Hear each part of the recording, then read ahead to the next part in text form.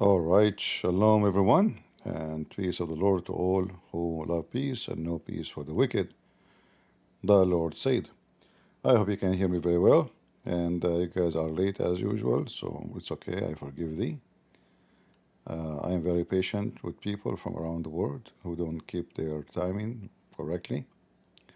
But you know, we wait and we see maybe if we wait we get better number, but as you see, waiting is not doing best. And I noticed that the view in YouTube in general are down for everybody. And maybe it is because it is summertime and people are on vacation. Maybe it's because it's hot. Maybe people are sleeping afternoon. I have no an idea why, but you know it's very low. However, this is not important. Let us go to do what we need to do. You know, Abdul, he posted a comment in the my previous video, and you know those Muslims. And actually, this guy, he did that for the second time. He posed the same stupid things. You know, it doesn't matter how many times the Muslims you got busted. You know, and you smack them, copy paste. You know, Abdul. What you expect from Abdul? Every Abdul is a Abdul until he proved the opposite. So you know, they will post like now. You see, and now I'm going to refute him again. He will come tomorrow and he will post the same thing. It doesn't matter. You know, he's Abdul. I mean, don't even think about it. The reason they are called Abdul is a very good reason. It's not for mockery, you know. I'm not doing mockery. You know, I'm just stating facts. All right. So this Abdul, he posted the name of the guy we exposed his name before. What his name? I forgot his name. Let me try. I'm trying to find his comment. I hope he did not delete it. Just see where we can find his comment. Anyway, his name is Samir. You can find his comment in the previous video. And, you know, he speak about a few things, same as he did before, actually. That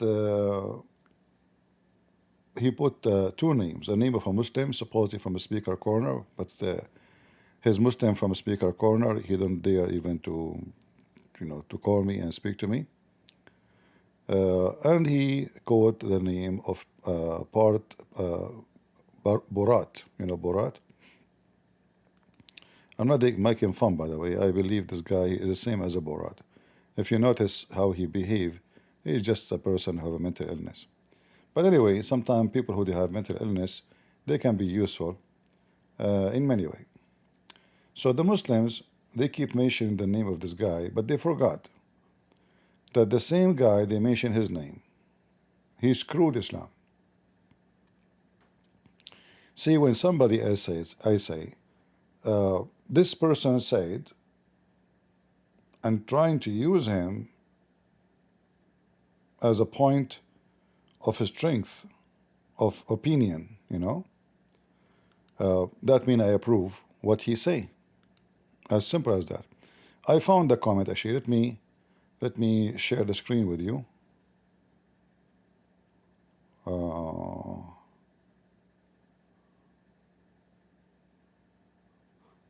Let me see if I can actually take a screenshot of it, you know, not necessarily go to the video on YouTube. Let us see.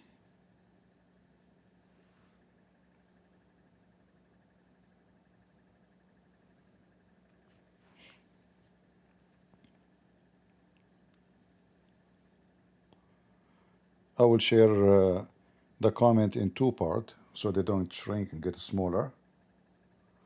So this is part number one. Let me share it with you.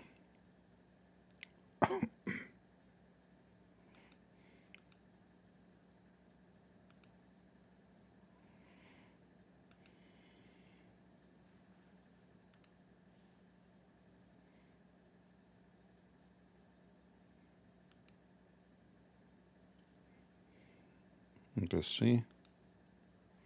All right, perfect. So the comment number one, Jesus and his disciple. Why didn't Christ mention Paul, Shaul, to his disciple before or after his crucifixion? Even though he knew the future, he did, however, mention the one who betrayed him, Judah, and the one who denied him, Peter. So if we use the Muslim logic,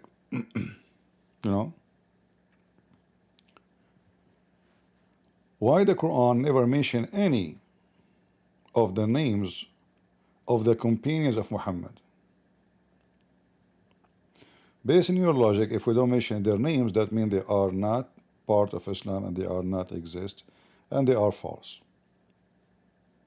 So Jesus have to mention every name for now and the future. The Quran may never mention the names now, neither in the future. Same time, you idiot, we know that in the Bible it says that Jesus, he appeared to Paul and he spoke to him. So when you say he never mentioned his name, that is a stupid argument, because in the book in the book of Acts it says clearly that Paul and the Lord, he appeared to him and he spoke to him. So when you make such a claim, obviously you're an idiot, you do not know what are you talking about. However, we return the question to you and we ask you, how come Allah never mentioned any of those who will write the Quran for you?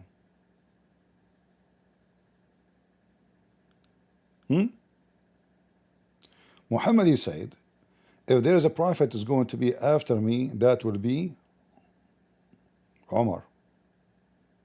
This is in the hadith, where Allah in the Quran told Muhammad that Umar will be a prophet, and why his name never mentioned there, or Uthman, or Ali.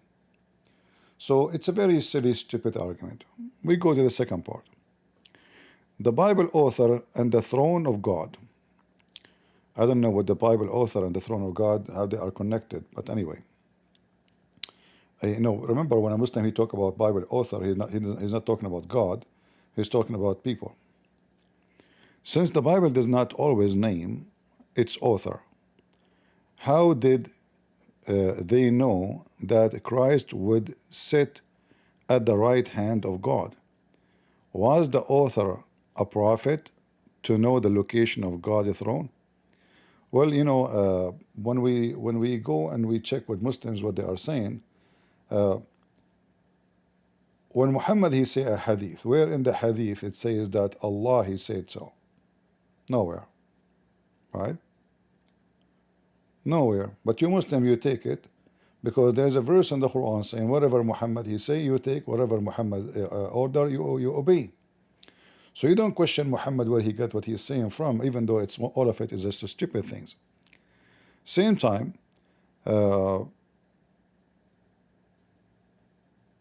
I challenge this potato who is making this statement to call me right now to see if in the Bible it mentioned what he is saying is not or not.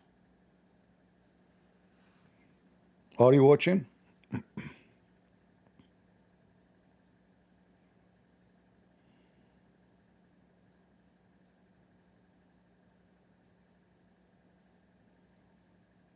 Abdul? Are you watching?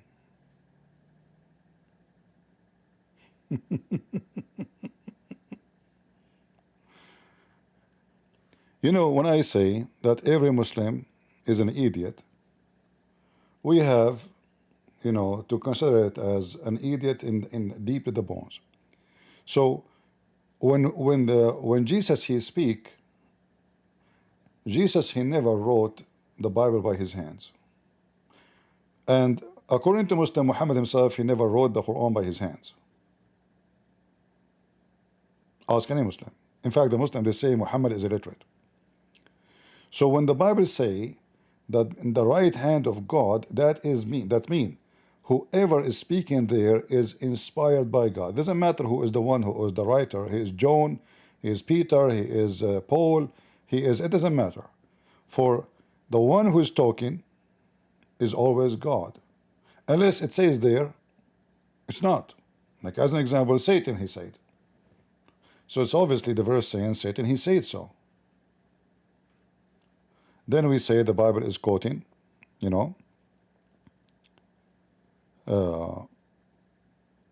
is talking himself, not God talking. So we go to the book of Acts, we go to the book of Hebrew, we go into all the book of Romans. All of those, they mention the throne of God and the right hand of God. However, what if I show you that from your books? What you will do? Do we have any Muslims?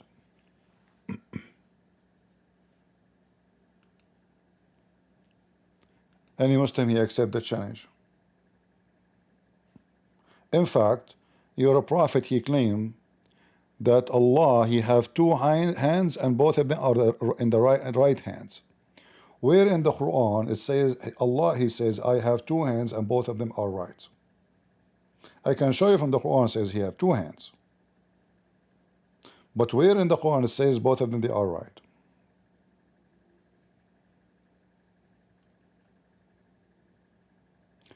Do we have any Muslim? You see, we didn't ignore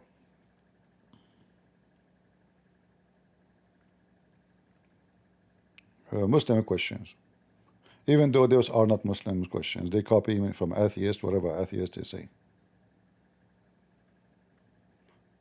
And I will make it easy for you. Easy question. Do Muhammad sit on the throne of Allah?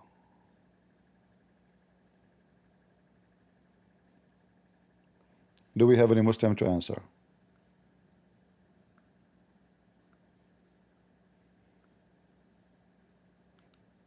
And where he will sit, in the right side or the left side, or he will take the whole chair?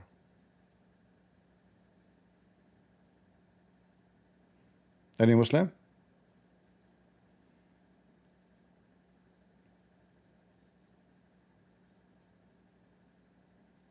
Huh?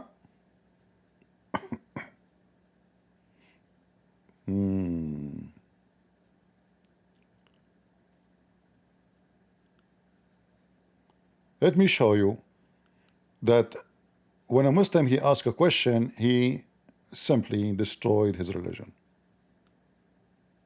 According to Ibn Kathir, Muhammad he sat on the chair, and according to Mujahid, and according to the authentic books of Islam, Muhammad he sat on the chair of Allah.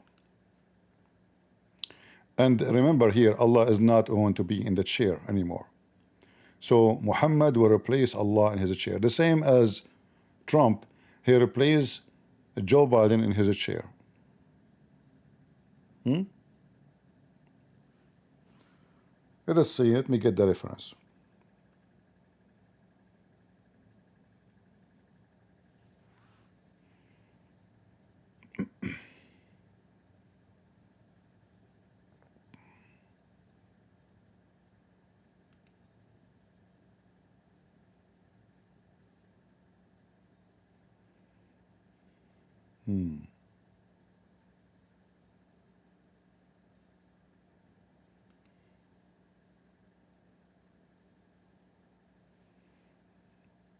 Let us see.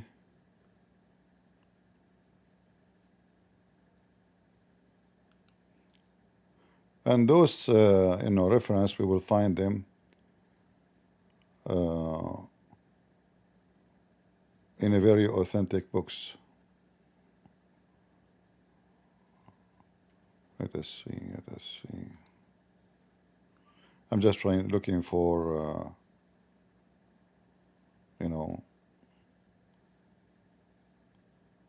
a valid reference website and books. We don't want to use something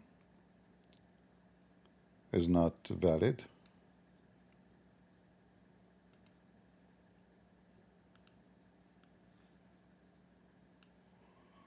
All right, give me a minute.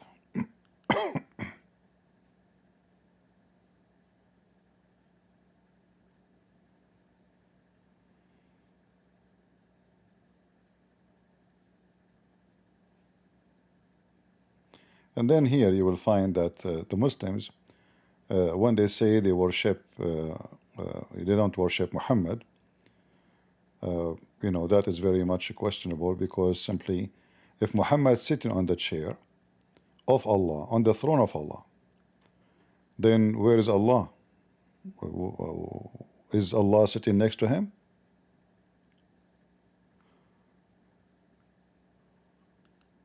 I found the reference already, by the way. I'm just looking for a valid Muslim website. You know, we have many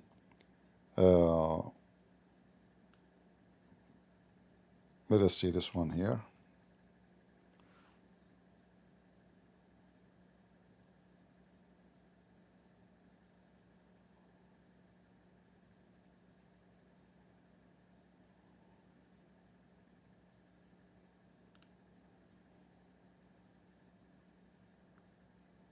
All right.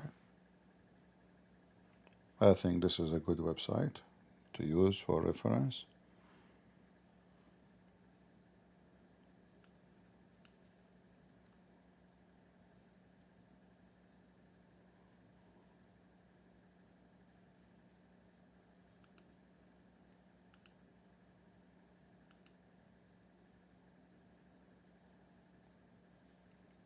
All right, let's use this reference here.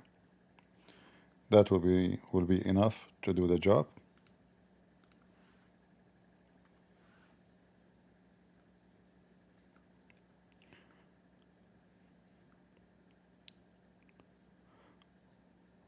Let us take off the screen. Give me a second. All right. This is the Muslim website. I will post. This is Al-Maktab-al-Shamila. This is a very Islamic website, terrorist website. And here, what is the topic? Mas'alat julusun Nabi al-Arsh. Let me translate.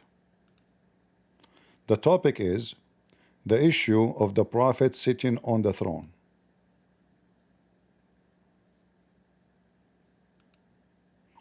Hold on, I need to change the audio system so you can hear the background sound.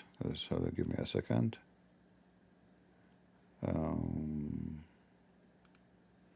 All right, now should work. The issue of the Prophet sitting on the throne. So who is the one? Where in the Quran it says Muhammad will sit on the throne? See, I'm just using the Muslim logic. I did not even choose my questions. I'm not the one who chose the questions. It is them. They are the one who chose the question. So Muhammad and his companion and Ibn Taymiyyah, and listen, and here it says that this is according to the Shaykh al-Islam Ibn Taymiyyah. It's mentioned with a very authentic, sahih, a chain of narration. What is mentioned? That Muhammad, Allah will make him sit on his throne. Shaykh al-Islam, is there anything like this narrated from the Salaf with a sound chain of transmission? This is not an accurate translation. It says it's just confirm. It's not a question. And then here they go and they start discussing this issue. And here they mention that most and many of the scholars of Islam, they mention this issue about Muhammad sitting on the chair of Allah. This issue was mentioned by many scholars. Those are scholars. Those are not potatoes in YouTube. All right, supposedly. Do you remember what this guy, the little short guy, what's his name? The guy who came to me and I made him shish kebab, who refused to play his video for him. He want to talk only about the father. Who remember? Orthodox fat Abdul, the Abdulism boy. You remember? I told him, let us play your video. He said, no. I want to prove to you the father. He's afraid to talk about Islam. You know, his butt became bigger. And in the video, if you remember, he said to me, the Holy Prophet, when I asked him where it says in the Quran he's the Holy Prophet, he mentioned this verse, that Allah will raise him to a high place. I told him read it. He refused to read it. You remember? Do you remember when this guy with the big butt, the very balloon guy? Huh? He refused to read. Because if he continue reading, I'm going to show him that Muhammad is Allah and he will sit in the throne of Allah. So this is in the interpretation for this verse. Allah will, in chapter 8, Surah Al-Fatih, sorry, it says, عسى ربك عسى أن يبعثك ربك مقاما محمودا. If you go in the Quran,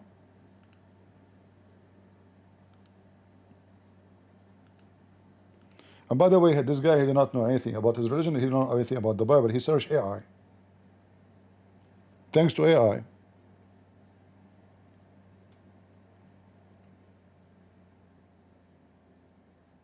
Right? So he mentioned to me this verse, if you remember, chapter 17, verse number 79.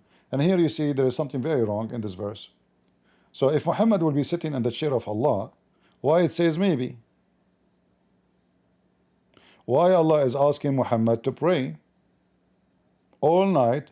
Maybe.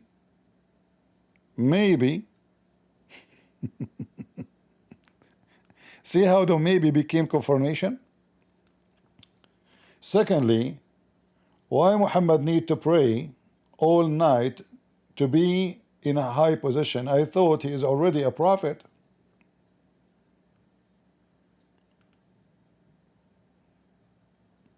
Right? And by the way, you notice that since the Muslims, they used to mention the name for me, this guy, this is Orthodox boy, each time they call me, they mention his name. Since then, nobody mentions his name no more. Since we gave him the spank and he ran away, he refused to answer. He refused even to play his video. Why? Because he knew I'm going to wipe the floor with him, especially when he explained why Allah cannot have kids. Tangible and intangible. He explained it by tangible and intangible. So is it tangible that Allah will make Muhammad sit on his throne? Or it's intangible? Huh?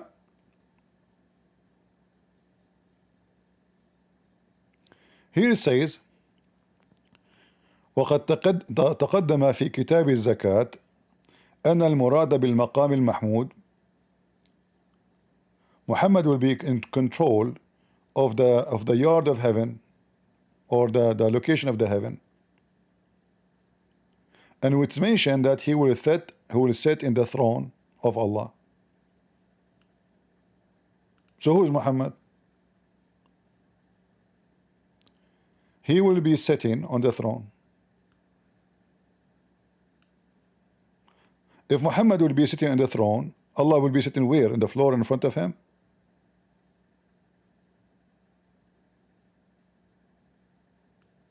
Huh? You tell me. You see, you Muslims is the one who opened this topic. Deal with it. Who is a Muslim dare to call me?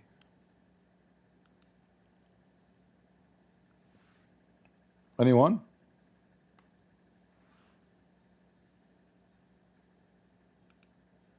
Potato. If we go to Ibn Kathir, we will see the same.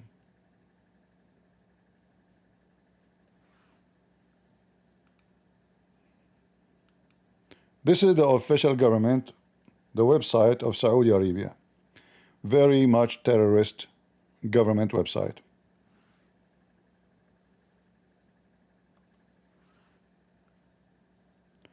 Any Abdul can read for us?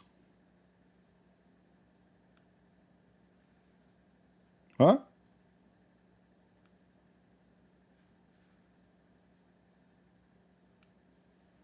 Muhammad again will be sitting on the throne of Allah. He puts them on and then makes him sit facing the throne. The translation not too much accurate. So he will be receiving and sitting on the throne. The throne will be his. So what is the good location for Muhammad? Muhammad does not fit to be sitting next to the throne. he will be sitting on the throne, and Allah is not there. Allah is not there.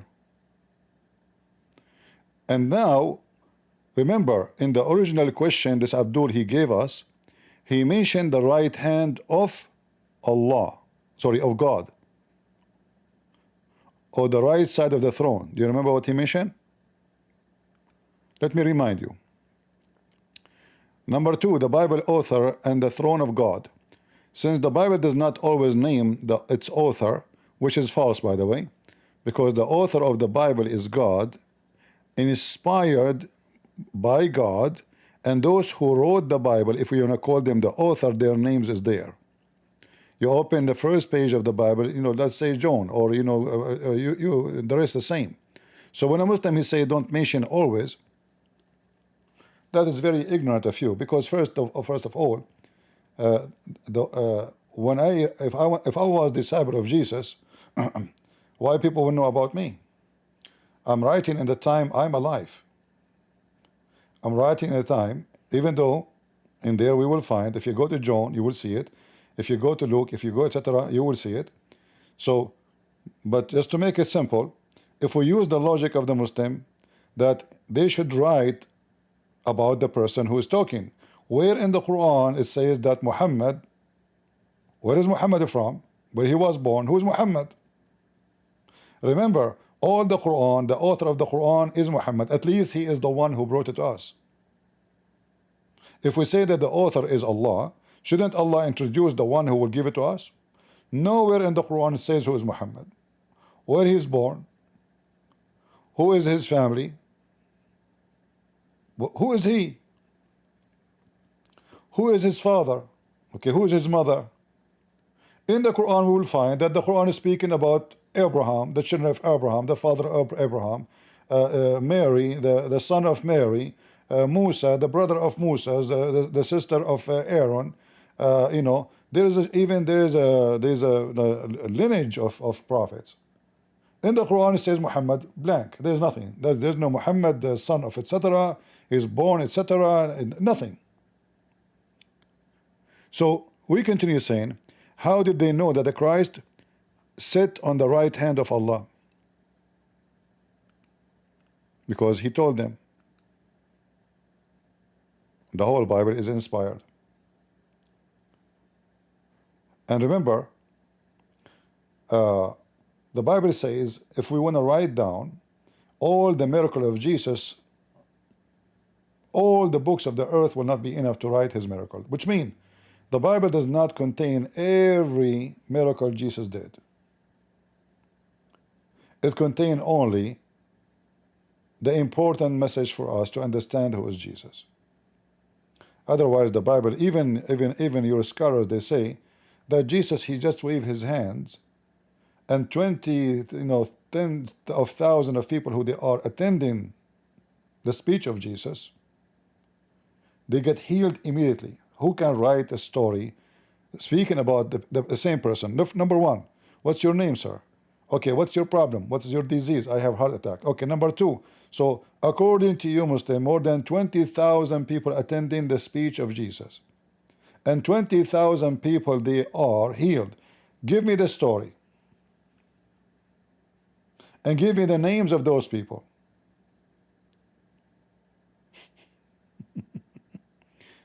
So when we go here in Ibn Kathir, look what it says. Where he is going to sit, he is going to sit in the right side of Allah.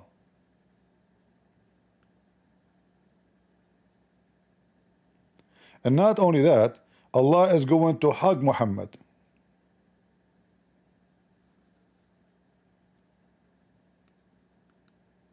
Actually, here he meant that everybody will be jealous from him, the first, the last. But let's translate.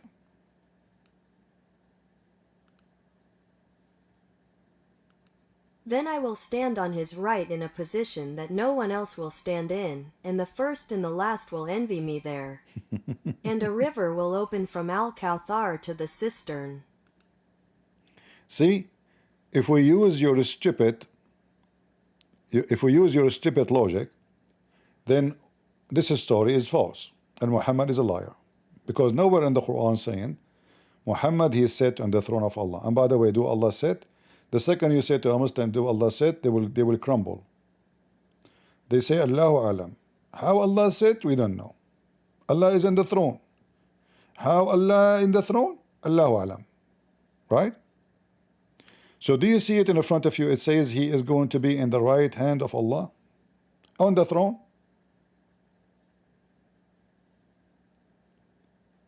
So you ask a question, you prove to us your stupidity and your ignorance. And then everybody would die laughing at you. For us, we believe that the books which is in the Bible is the Bible. It's not Sahih al-Bukhari.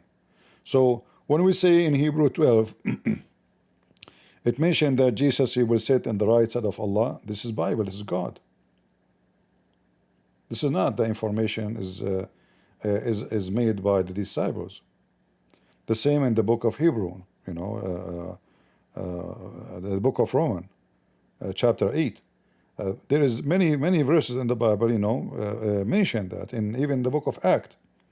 So where Muhammad is copying, and he is copying who?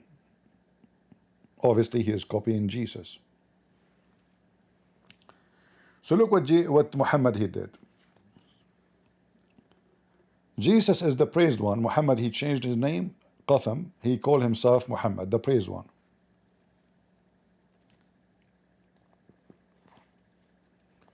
The Bible says that his name will be Emmanuel. God is with us, the praised one. The praised one is God. There's no other one. People praise only God, unless you are a pagan and you praise many gods. The praised one, even it says the praised one. There's no two. What does the name of Muhammad mean? Ask any Muslim. Let me ask the most well-known scholar in Islam, Lily J. What the name of a Prophet Muhammad mean? The name Muhammad is Arabic for praiseworthy. That's not correct translation. It's a praised one. What I know that Muhammad mean the praised one. Since when it became praiseworthy? The Arabic name Muhammad comes from the triconsonantal Semitic root the MD, which means to praise. While the praised one and praiseworthy are both valid translations, praiseworthy is a more literal translation of the passive participle form of the Arabic verb hamada, which is Hamada. You see, this is AI, just a stupid, you know what Muslims they say. But the praised one is only God. It says the praised one, and Muhammad is the praised one, not the praiseworthy. Not praiseworthy. This is false. So here we see that Muhammad he will sit on the chair of Allah, and he will sit specifically in the right side. So Muhammad is copying who? Copying the Bible. Isn't it obvious? Guys, isn't it obvious? Muhammad, and this is Ibn Kathir. You know, we are not making things up. I don't know if you open Ibn Kathir in English and you will find the same, because Ibn Kathir in English is not the same as Ibn Kathir in Arabic. So I'm not using Ibn Kathir in English because I notice that, like, if you go actually right now and you check the same chapter, Ibn Kathir in English, I will not be surprised if 80% of the chapter interpretation is gone. Remember, all this interpretation is just only for one sentence, not even one verse. Here, عسى أن يبعثك ربك مقاما محمودا. So all of this you see here, look how long it is. It's just for that line almost. There's nothing more. You know? Yeah. Look.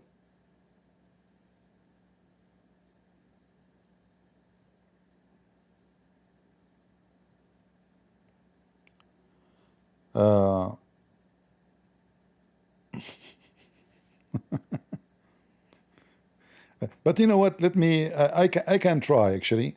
I can try to go to Ibn Kathir in English and see if we can find it exactly the same in English. But I doubt.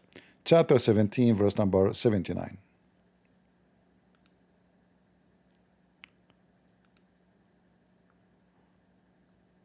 '17.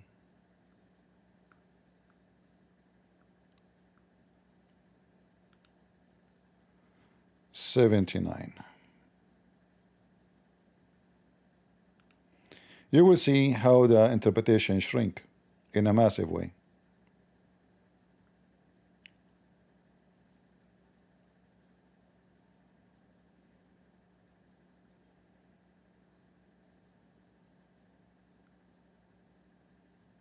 Okay, let's see here. And the day of the resurrection, where all the creation will be praise you. Do you see it, guys? Is Muhammad the praised one? Do you see it?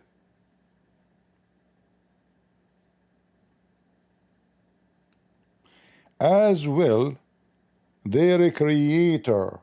Read it carefully. This is Ibn Kathir in English. Let me zoom in. Maqaman Mahmuda. Maqam mean like a position. Mahmud is praised. Praised. His name is Muhammad. Right? On the day of resurrection, where all the creation will praise you. Who? Muhammad. As will their creator, Allah. The same. Muhammad and Allah, both of them will be praised. Am I making things up? Muslims? This is Ibn Kathir in English. All the creation, even cats and rats, will be praising to Muhammad and Allah, and they will praise them in the same way. Read carefully. All the creation will praise you as well their creator, equally.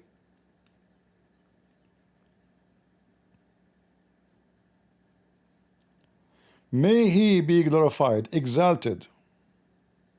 Ibn Jarir says, the most commentators say that this is the position of to which Muhammad will be raised on in the day of resurrection to intercede for the people, so their Lord will receive them of some of the hardship they are facing on that day.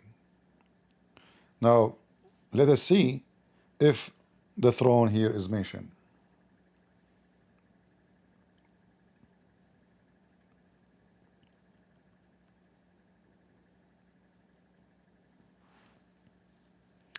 I will stand before the throne and will feel prostrating to my Lord. This is the first time. You see here, the word throne appeared only once in Ibn Kathir English translation. The rest is gone. There is nowhere here it says that Muhammad will be sitting on Allah's throne. Nowhere. You took it off. Let me load more in the page, maybe in the rest of the page. No, this is a different verse. If we go to the Arabic, let me show you. The word throne here, I will type it in Arabic. And then it's going to appear 3 times.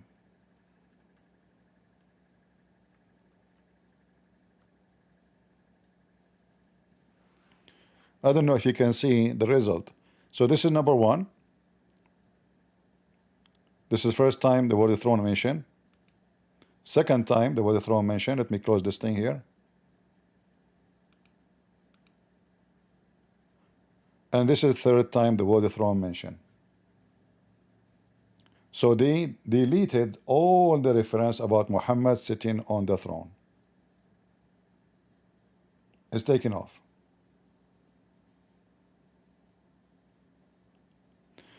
Muhammad, he claimed that he is the master of all mankind in the day of resurrection.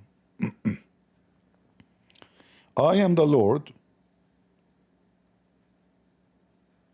of all mankind in the day of resurrection.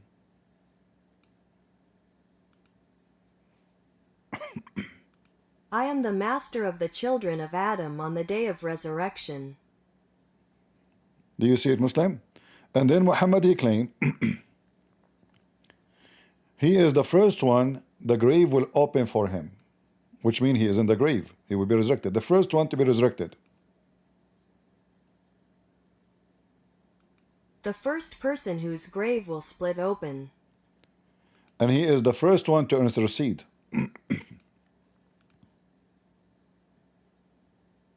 The first intercessor.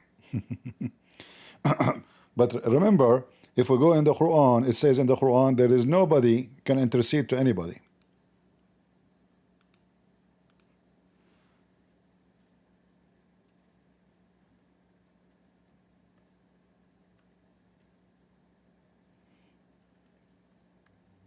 We need, I have my blind closed. I need light. In the day of resurrection, that day, there's no intercession is allowed. Read it.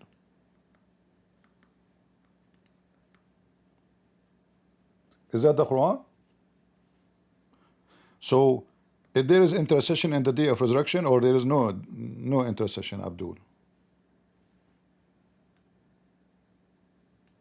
Do we have intercession or we don't?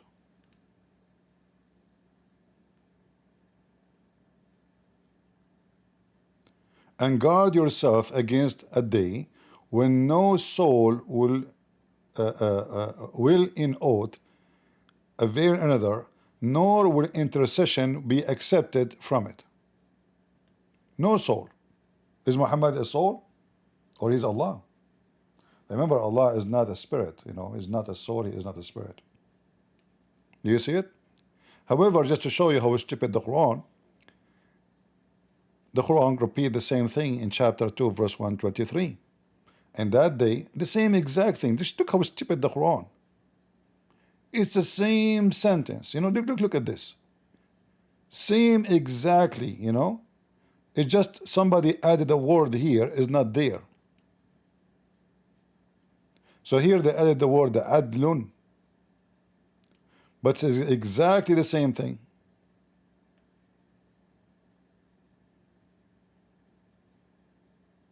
Just to show you.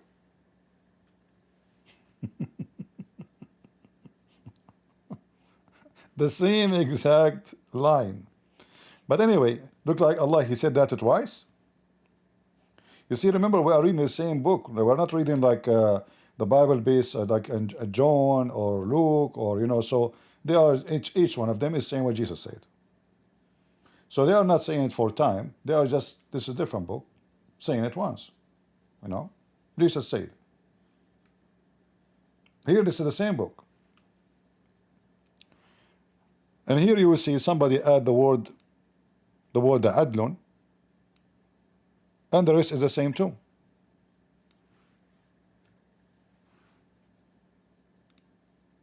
Here they switch the word, they added the word, it's not here.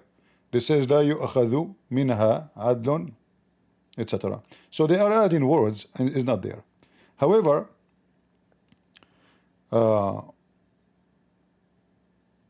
the Quran is just a stupid book. In chapter 34, verse number 23, it says nobody, his intercession is accepted to him except the one who Allah allow him. Okay, but you just said in the day of resurrection, no intercession for anyone. So which one?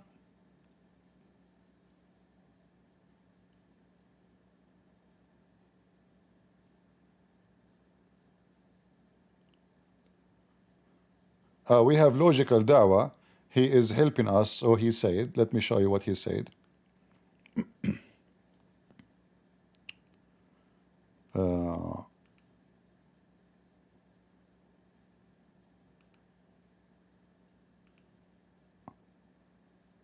Why this? Okay, here we go.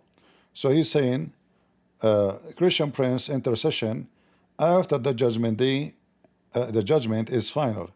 There is ain't no allowed. My friend, the intercession should happen before the judgment, not after. I don't know who taught you da'wah. Have you ever heard somebody, he need intercession after we kill him? After we burn him? Intercession should happen before, not after.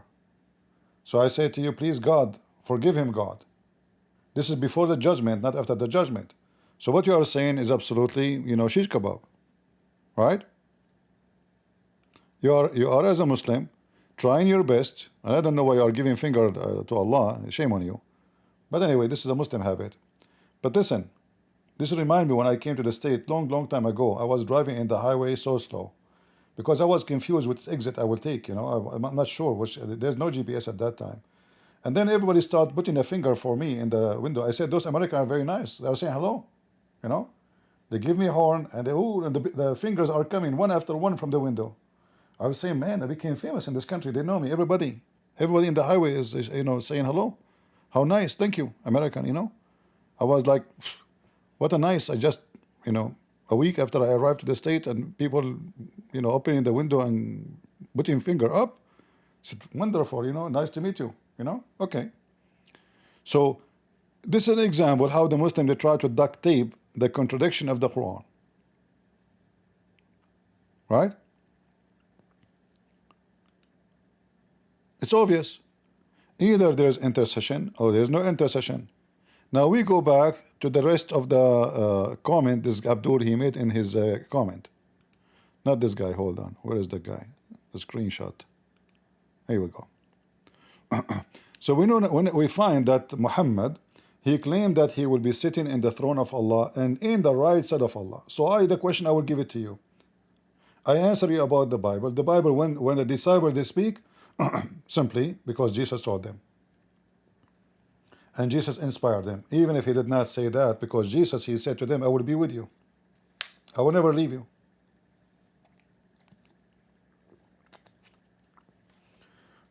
Jesus even did not write a book. He told them, go and teach. Teach what?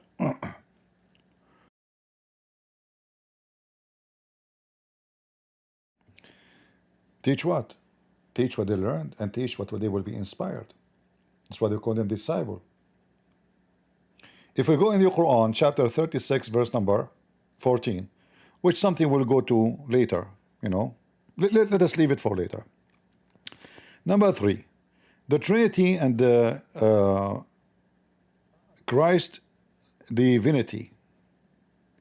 If the author of the Bible speak of the single God and not the Trinity, does that mean that Christ is not God? First of all, the first time God he present himself in the Bible, he used the word Elohim. Elohim, which is a word literally mean gods, not God. However, yes, we believe that God is one, even if the language. But I'm just showing you how stupid you are when you speak about what God says. Secondly, if you open the first page in the Bible, you see God and his spirit. So God, there's God and there's a spirit of God. God and his spirit. You don't find that in the Quran. In fact, even if you find in the Quran such a thing, you will see the Muslim try to fix it. They say to you that when the Quran says Ruhana, our spirit, he don't mean our spirit. Allah, he says something he don't mean.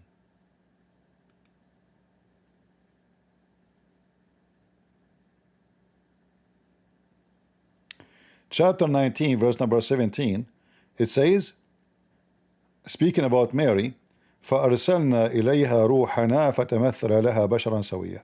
So we sent to her our spirit, and he appeared to her as a perfect human being. You ask the Muslims, is Allah as a spirit? They say no. So why is saying Ruhana, our spirit? They say this is the angel Jibreel. But I will give you the same question he gave us a second ago. Where in the Quran it says that Jibreel is the Holy Spirit? Where Allah mentioned that? Nowhere. Where Allah he says Jibreel is a spirit? In fact, I can get you busted in 2 seconds and show you the Quran says that the angels are not a spirit. How we know? Very simple. If we go here,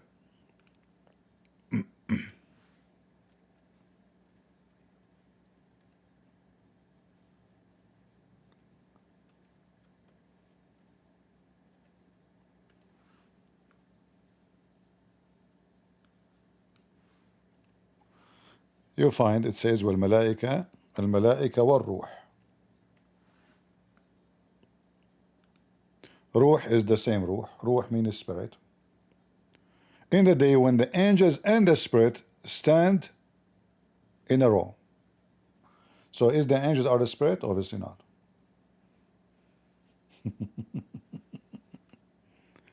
Because if they are, then the Quran is written by a stupid idiot, because you do not need to say the angels and the spirit when the angels themselves are the spirit.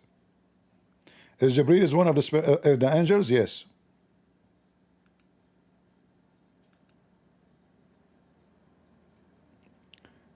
Do we have any Abdul?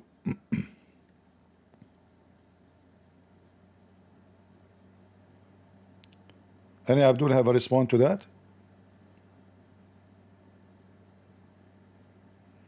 Well, the Abdul are searching AI. They are asking AI, all right?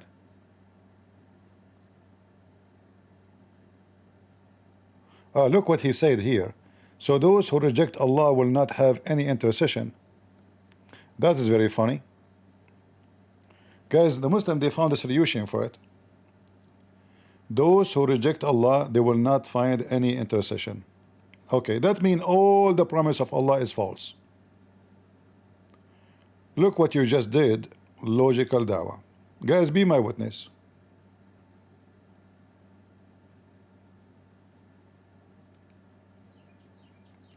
So those who reject Allah,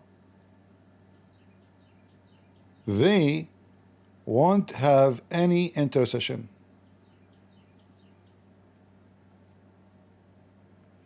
Read carefully. Let us go back. I did not see your comment before, so now I saw it.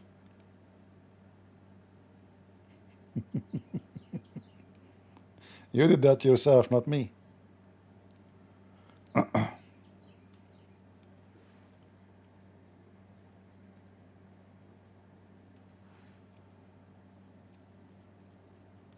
Allah speaking to who in this verse? He's speaking to the believers, not the disbelievers. Allah speaking to the children of Israel. They are believers. You see how stupid you know, they are trying their best to find a way to get away from it. The chapter itself says it clearly, "Oh, children of Israel, remember my favor on you." They are believers. He is even reminding, he is not calling them kuffar. Protect yourself against the day when there's no intercession will be accepted. Secondly, you said that the intercession will happen only to those who believe. That means the whole Quran is a lie. Why? If you are a believer, why you need intercession anyway? Isn't it the Quran promised the believers heaven? So is the heaven is based on intercession, or it's a guaranteed if you believe in Allah? Guys, are you with me? Do you see how this poor Muslim trying to defend, he throw his prophet under the bus? Did the promise the Quran and Allah promise the believers heaven without intercession? Yes or no? I can show you tons of verses in the Quran.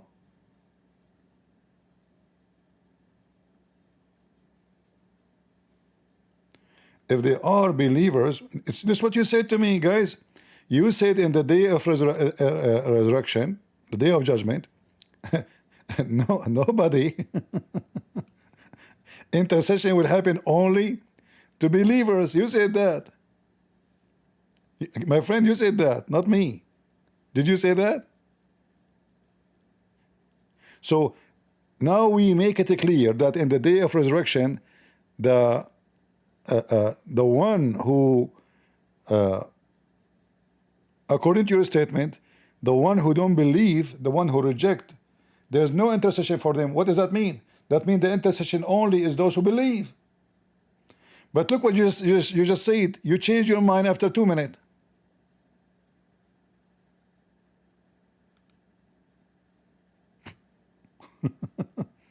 Christian Prince, if they are believers, then why they need help? You just contradict yourself.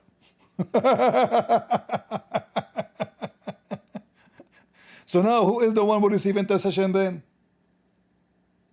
One verse there's no intercession. You said this one is for those who reject the faith. You remember? Other verse says there is intercession. Okay, the intercession is not for the disbelievers. Wonderful. Intercession, you say that the believer do not need intercession. Wonderful. So the Quran is stupid. Are you sure you are not paid by Christian Prince? I don't know. I think the Muslim, they will say, this guy, maybe he is, he's paid by Christian Prince. Confess your sin.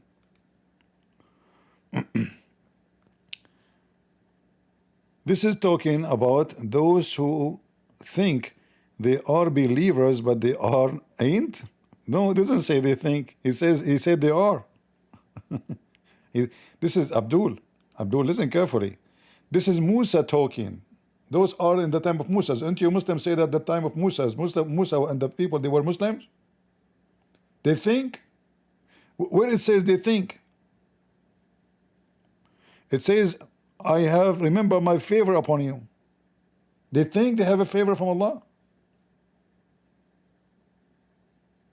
I rescue you from the Pharaoh. They think?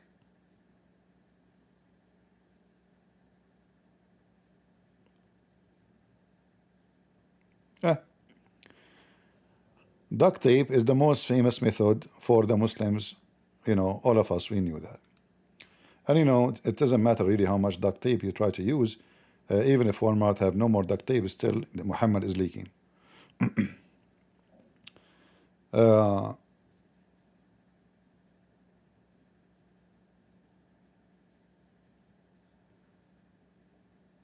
we have any Muslims?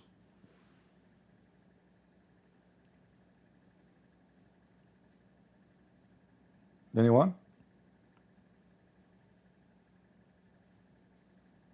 We did not go yet to the Borat part. Anyway, to make it short,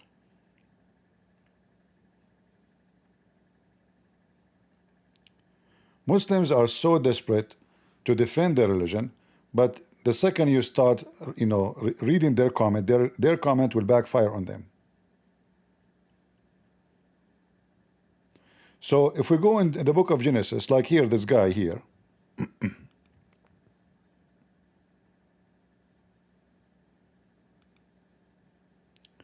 speaking about the Trinity and the divinity of Jesus, we will go for both. Right away in the book of Genesis says, God said, let us make man in our image. Our image. Allah, he used the same statement, but not in our image. Like, there's a little bit different. Actually, it says our image in the hadith, but not in the Quran. It says in his image, not our.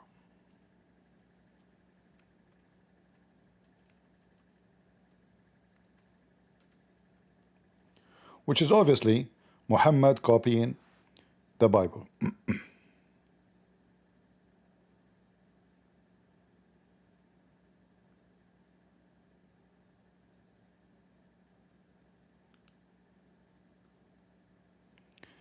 When you fight with your brother, don't hit his face. Why?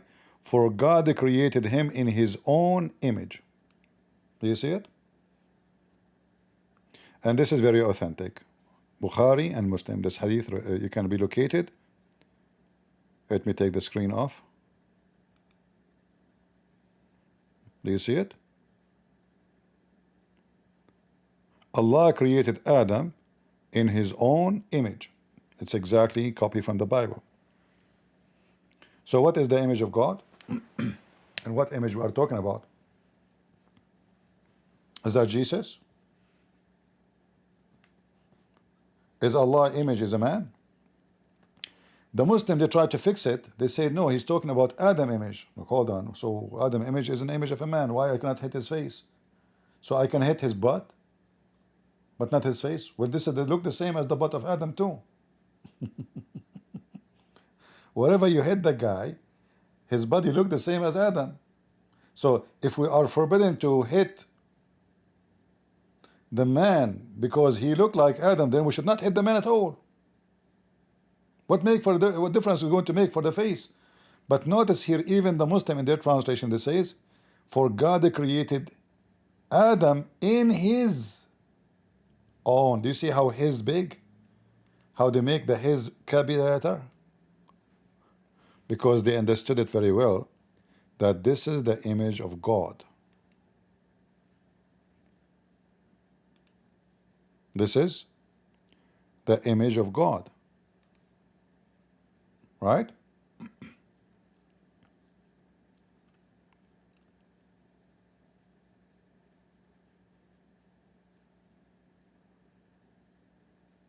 And regarding the, the mention of the Trinity and mention of the divinity of Jesus, if we go to, to John chapter 8 as an example, not limited, not only John 1, not only John 14, not only 2 Corinthians or even Matthew 28, we can find tons of verses in the Bible, but the Muslim, they claim they cannot find it. Where? Like Zakir Naik will say, Brother Sister, I told you to find me one verse in the Bible where Jesus said, I'm God, worship me. Okay, hold on. Are you sure?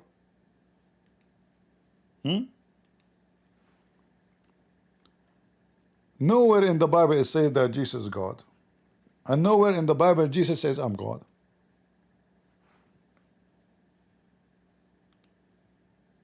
That's what they say. Well, this is Jesus talking.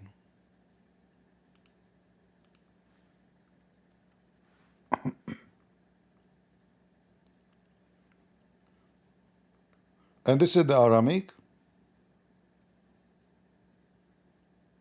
Bible translation from the Aramaic into plain English.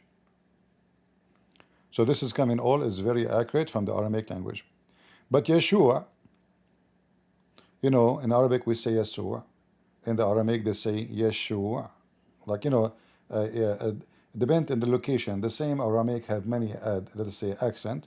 So sometimes the letter S can be sheen, like the word Shams. Shams is used now in Arabic. This is Aramaic. This is not, Arabic does not even exist. Arabic as a language is not exist. So if you go and you speak to some who they are in Egypt, they say Sams, not Shams. Sams. It's the same word. Sams and Shams is the word sun. The sun, the star. And when the sun rises, the sunset. Shams, Sams. In Arabic today is using the word Shams, which is Arabic is nothing but a collection of languages mixed together, and then we have a cocktail. So here Jesus is talking, all right?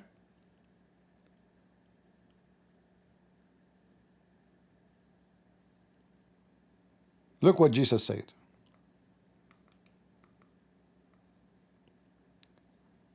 And Yeshua spoke again to them, and he said, I am the living God. You see, every time the word I am in the Bible, in the translation, most of the translation, they are not really getting the translation accuracy. Because if you remember when God, he met with Musa, and God says to Musa, when Musa says to him, what I will tell my people?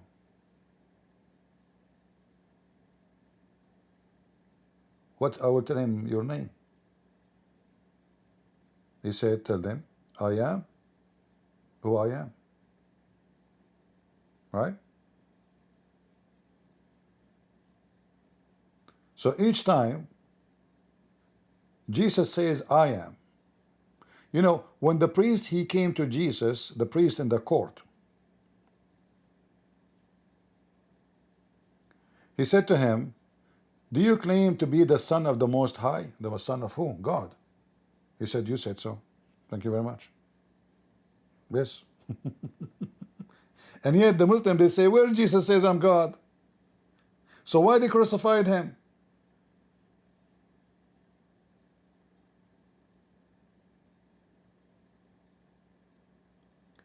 So when in the book of Exodus, chapter 3, God speak about himself, who is he. It's the same exactly here, Jesus saying, I am the living God. And this is coming in a plain English. But Muslims are deaf and blind. I mean blind, sorry. I hope I did not hear the feeling of the blonde women or blonde people. So I am the living God, the light of the world. Jesus did not announce himself to be God yet. Who is the light of the world? God. In fact, Muhammad, he copied that and he put it in his book.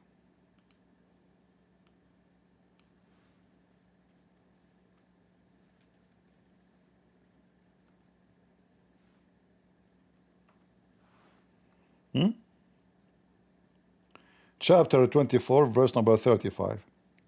Allah is the light of the earth and the heaven.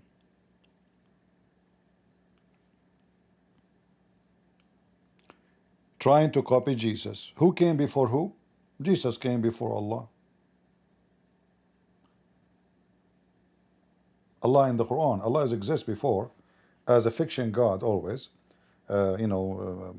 Way before Muhammad. This is a pagan God. The Sabi, and they believe in him, they worship him. He is the moon god, is very famous. Those who live in Europe area, those who live in a cold area, they worship the sun god. And those who live in a hot area in the desert, they favor the moon god. Because the moon god is nice. He don't kill their animals. This is the time when they sit, they enjoy their night from the heat. When you live in the desert, you live like a rat. You hide during daytime, you go out in the nighttime. Like the snakes in the desert, like the scorpion. Not because you're a snake, but because it's so hot. All the creatures, they get out at night. The scorching sun in the daytime will kill you. The UV index will be maximum. You can fry an egg without oil, just to throw it in the rock. So Jesus said, I am the living God, the light of the world. Did Jesus now announce that he is God? Who is the light of the world? According to your Quran, it's only Allah. However, Muhammad tried to copy Jesus. So look what he said about himself. He claimed that Allah is the one who said that.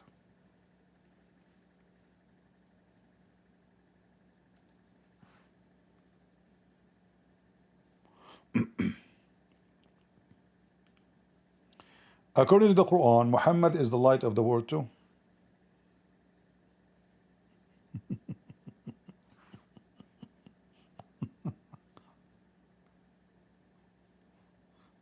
Huh?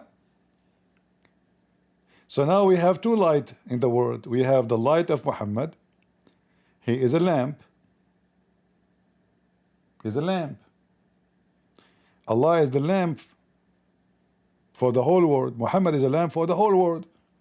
Isn't it you Muslim, you claim that Muhammad was sent to all mankind? Well, this is the whole world.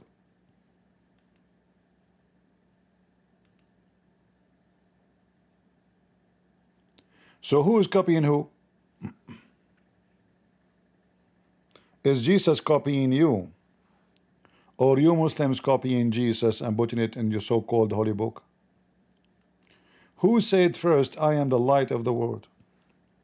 And how dare you to say Jesus never claimed to be God? Can any prophet be called the light of the world? Anyone?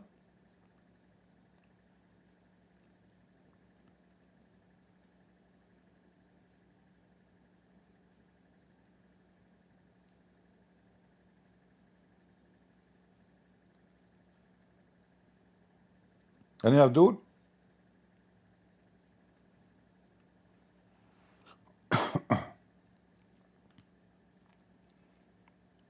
So going back to our topic. In fact, I will try to make it shorter, because if we want to go slow with this comment with this Abdul, will take us way longer. All right. So as you see here, Jesus, he make it clear that he is divine. He says it clearly that I am, in fact, he says, I am the living God. I am the living God, the light of the world. And Jesus, he mentioned that again and again. I am the living God. Verse number 18.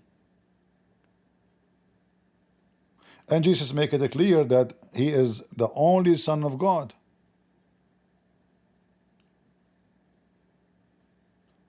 You know neither me nor my Father, for if you had known me, you should have known my Father also. Jesus again repeating clearly that he is the Son of God. The Son of God is God. He's the light of the world. I am the living God, he said. And then we continue, and Jesus again in the same chapter saying, I am the living God. Again and again. The Judean, after he said, I am the living God, you shall die for your sin, you shall die in your sin. The Judean were saying to him, who are you? They are upset, they are getting angry, shouting, who are you?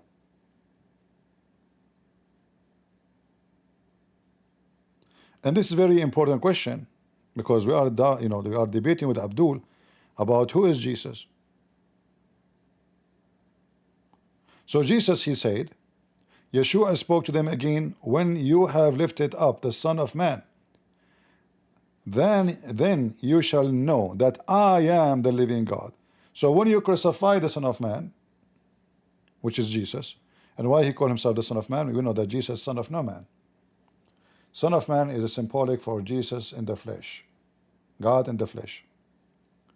And I do nothing of my own pleasure, but just as my Father has taught me, so I am speaking. Jesus, the flesh of Jesus is not the authority. God in the flesh is the authority. Otherwise, it's just a flesh. We don't worship a flesh. We don't worship a flesh, we worship God in the flesh. Remember, Jesus says before Abraham, I am. Before the flesh, you saw when I born from Mary, my flesh have nothing to do with my existence. To make it simple, a Muslim might come to you and say, okay, when Jesus was crucified, is the Trinity now became only two? No. The Bible says it clearly that Jesus was alive by the Spirit. By what? By the Spirit. So the flesh is a humble, God, he humbled himself, he took the image of a man. So the invisible God became visible. So we can see him and live, because nobody can see God the way he is and live. And then the Messiah continues saying, which will make it extremely, clear. After he, let us say, wiped the floor with them, and they could not answer him, he said to them, you are not the children of Abraham. They claim to be children of Abraham, but yes, they are, but they are not really his children. Why? Because a child of a man, he do what his father do, not only by birth. So Christ is teaching us that the honor you receive is not by the blood, by the seed only. You have to maintain your honor and do what your father did. So if your father was a great man, you are not great unless you do what your father have done.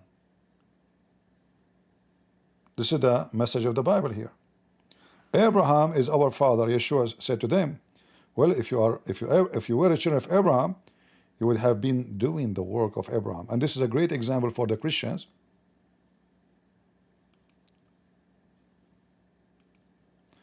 Not to be proud about their family, not to be proud about their lineage, because what God cares for is your fruits. So if you claim that your God is great, so what does this have to do with you? Are you great like your father? Your father is a great, he will be in heaven. You are not, you will not. So Abraham is our father. Yeshua said to them, if you were the children of Abraham, you would have been doing the work of Abraham. But behold, you are seeking to kill me. Here the Muslims, they will say, look, Jesus says, I am a man. Read carefully. Oh, he said, I'm a man. Well, he said, I'm son of man too. But a second ago, he said to you, I'm God. I'm the living God. I'm the light of the world. So yes, he's a man. That is God. Like, you know, when the Muslims, they say that Jibreel, the spirit of Allah, they claim that this is Jibreel. When Jibreel, he came to Mary in the person of a man, is he a man or he is an angel now? They will say he's an angel still. You see the hypocrisy? Do you see the hypocrisy? So if Jesus is God and he become a man, that is not acceptable. But an angel who is way less than Jesus, he can be a man, instead he's an angel.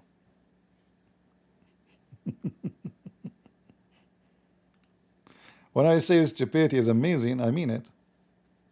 Right? Stupidity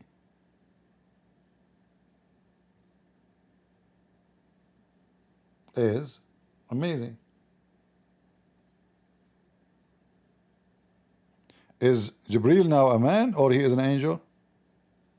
It says here he's a perfect man, which means nothing is missing. You have a private part too. Perfect man, nothing is missing.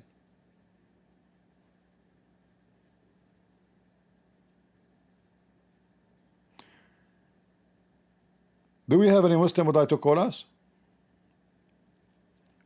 And then Jesus continues speaking here, and look what Jesus says.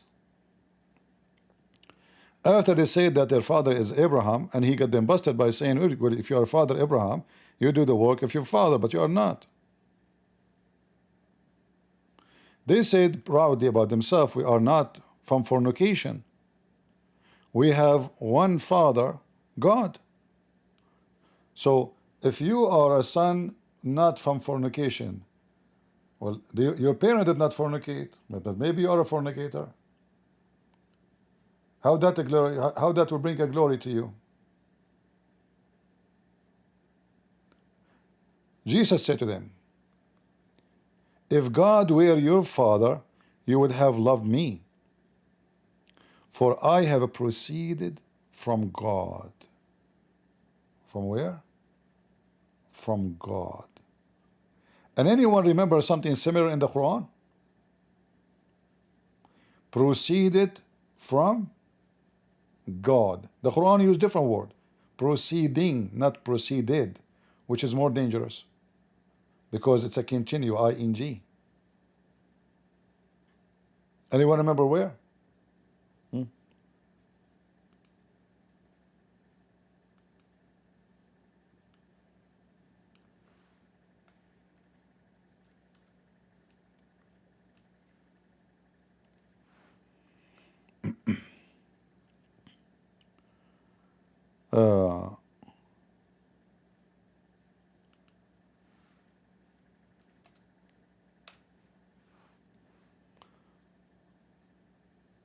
In chapter 12, verse number 87, you will see something is mentioned in the Quran, proving the Quran to be written by a stupid.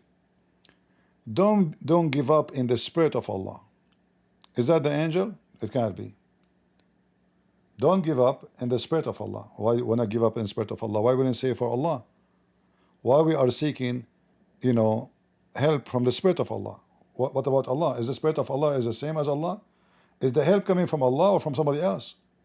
Here you see the Quran is again copying the Bible. The Quran is not a book. The Quran is just a collection of stupidity.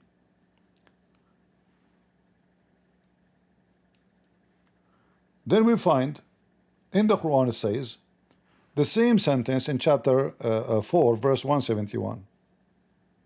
كلمته وروح منه.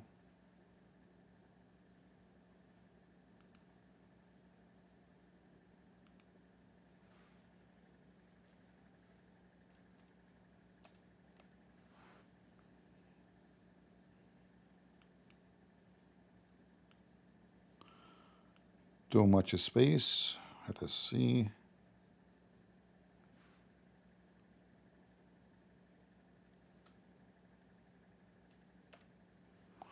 Oh boy. Not this one. Hold on. We posted by mistake.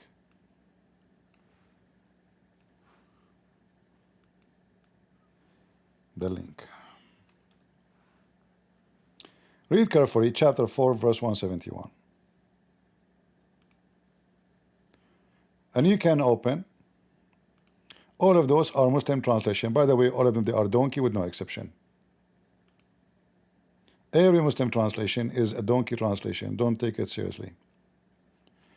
All people of the book, comment no excuse in your religion, nor say Allah ought but the truth. Christ Jesus, remember, who's talking in the Quran? Christ Jesus, the son of Mary. You have two names. He is Yeshua and he is a Christ. And nobody can explain to us why. Muslim can't explain to you why. Christ Jesus, why is it two names? What does that mean? And he is the son of Mary, is the son of no man. Nobody can explain to us why in Islam. Jesus have no father in Islam does not make sense. Why? Because this is contradiction to the Quran, because the Quran says وَجَعَلْنَاهُ نَسَبًا وَصَيْرًا.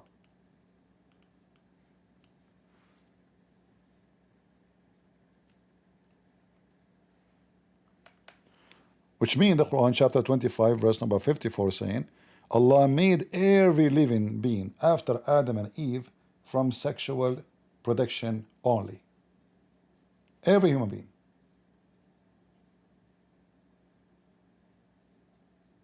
This is why here he mentioned water. The water here is a semen. This is not water to drink. If you don't believe me, you can open the interpretation of all the Muslim scholars. By the way, when I say Muslim scholars, I mean donkeys too, because they are very laughable. They are very wrong about history, very wrong about language, very wrong about everything, but they call them scholars, so we go with it. So, he who created man from water, and he appointed him kindred by blood and kindred by marriage. So all a human being is coming from the seed of the seed of the seed. But Jesus is not. But this is the Quran. Every human being after Adam is a children of seed. Allah created only two human, according to Muslim, which is a copy story from the Bible. Then Muhammad make another purpose saying that Jesus Christ is the son of Mary. He's not the son of a man. He have no father. Okay, who is the father of Jesus then? Who is the one who made my mother have a child is my father. I mean, very simple logic, right? If a woman, she deliver a child, how the woman deliver a child? Somebody slept with this woman. As simple as that. Whoever that body is the father of the child. So who is the father of Jesus, the son of Mary? The Muslim, they have no answer. They say have no father, but this is impossible because the Quran says in chapter 25 verse 54, every human being is coming from seed, from blood and sex. And by the way, if you read the interpretation for this verse here, you will see that the Muslims are allowed to have sex with their own daughters if they are not daughters from marriage. And we mentioned that in many videos before. Chapter 25, verse number 54, Tafsir Al-Qurtubi. So if a Muslim have a girlfriend and he have sex with her and she give birth, the Muslim man, he can F the mother, excuse my language, and he can F the daughter, his daughter. Not a stepdaughter, his daughter. Remember, he's not even married to this woman. She is a girlfriend. So because she is a daughter from illegal sexual intercourse, the father can F the mother and the daughter. This is the teaching of Islam. We can open right now Tafsir Al-Qurtubi and we can read it. Going back, so Jesus is son of Mary. Between two brackets, the Muslim put no more. Supposedly now they are trying to limit Jesus, but look what they have done. Remember, he's no more than, okay? Between two brackets, which means it's not in the Quran. He's a messenger, okay? What the word messenger mean? He is someone sent by someone. Wonderful. Isn't it Jesus says, my father sent me? Yeah, he said that. Okay, we have no problem with this word. Of Allah, we don't believe in Allah. But let's say Jesus said, I am sent by my Father. But he's sent as what? Jesus make it clear. He is sent as the Son of the Father, not just a messenger. Right? The one who sent me. How we know that he is not just a messenger? Because he can do the work of the Father too. He said, my Father work and I work too. In the same chapter we were reading, chapter 8. My Father work, I work too. Chapter 17, John 17. As my Father work, I work too. What is the work of Jesus in the Quran? He resurrect people from death. Okay, what else? He created from the mud the bird. I mean, what is left? He's a creator now, and he's a resurrector. He's a healer. He can heal millions of people by just saying it in the word. Are you serious? Yes. According to the Quran, chapter it's called Al-Ma'idah. All of it is about Jesus. The name of it is about Jesus commanding the sky to send down 7 whales to feed his disciple. Look like Peter, he used to eat a lot. 7 whales, 7 sandwiches. Do you know how many kilo of meat every whale Muslims? 7 whales. Are you serious? So the story in the Bible about a few fish, suddenly became 7 whales in the Quran. Stupid religion, counterfeit in China. So he is nothing, but he's a messenger only. Okay, continue. And he is his words. He is his word. So what Jesus is the word of God. Somebody is copying John chapter 1, verse number 1. And that word is just a word. Is it a command? No. He bestowed on Mary. So the word received by Mary, how she received it? As a child. Chapter 1, verse number 1, John. Chapter 1, verse number 14. And the word became a flesh. This is a copy of John 1 in the Bible. So Jesus is a messenger. Jesus is the word of God. And what is else? He is a spirit proceeding from him. Do you see it? Is Jesus created? Or he is a proceeding from God?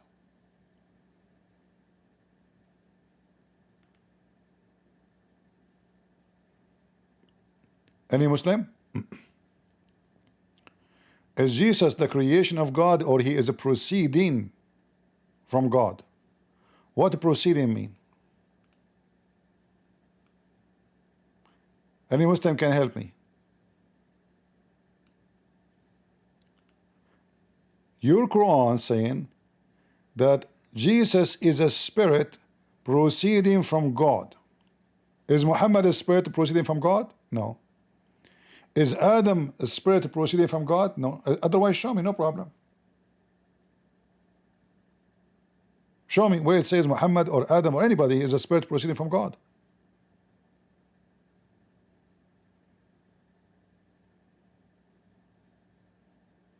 Do you see how easy from the stupid Quran to prove Islam to be stupid and false? Muhammad is copying John chapter 1. He got himself busted. The same verses saying, trying to say that Jesus is not God, the same verses confirm to us that Jesus is God. The same verse saying, don't say Trinity. But look, we have a Trinity here, but a different Trinity from the Christians. Look what happened. Can you be 3 and 1 at the same time? The Quran says yes. Read it. He is a messenger, which means a man. He's a man. He's the word. This is number 2. He's a spirit. This is number 3. So the same stupid verse saying no Trinity, saying that Jesus is 3 and 1 in the same time.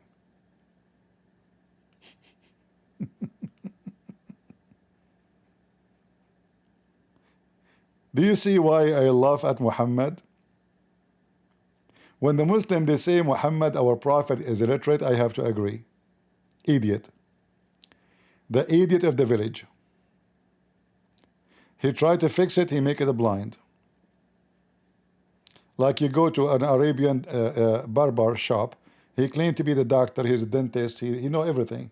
He give you medicine, eyeliner, and this eyeliner mixed with something very wrong, bad, you put it in your eyes, and then you go blind. He tried to fix it, he make it blind.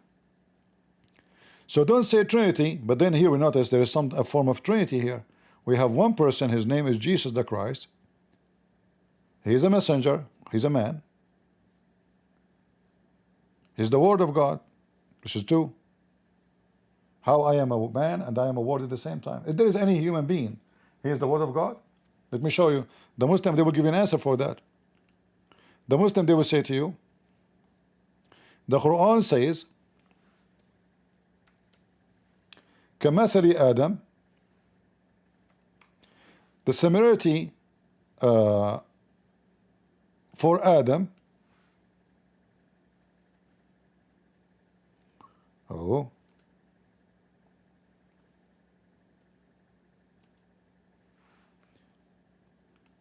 Chapter 3, verse number 59, it says, Lu, looks like someone, this is a French, huh? Lu, the likeness of Jesus with Allah. By the way, nowhere in the Quran mention the word Jesus, just take a note. And the correct way to say the word, actually, to say Yeshua. Yeshua or Yeshua. Not even Jesus in English. So, Lu, the likeness of Jesus with Allah as the likeness of Adam. He created him of dust. But is Jesus created from dust?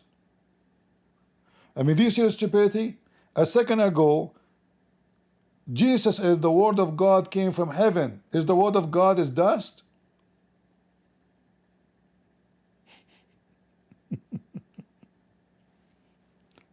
Did Allah mix mud to create Jesus? No. Is the Word of Allah is mud? That will make the Quran so muddy. Remember, the Quran said that Jesus is His words. Is that mud? Abdul, is that the mud we are talking about? And here, there's a big, a huge poo-poo. Then he said to him, be, and he was. But hold on. Neither Jesus, neither Adam was created by saying to them, be, and he was. Isn't it the Quran says Allah created Adam by his two hands, by mixing mud, then he breathed to him. In fact, Allah, after he make Adam, and he breathed, before he breathed into him, he let him dry for 40 years, because it was very humid at that time. Allah is so fast in his creation. Look, it says he said be, and he was. So why it took him 40 years just to dry him? Is that how be and he was work? Since when he said be and he was take 40 years just to dry the guy? Since when he said be and he was, I need to mix mud, and this is not be and he was. God in the Bible says let be light, light was. There's no time. Muslims, did the Quran say that Allah created Adam using his two hands? Yes or no? Any Abdul?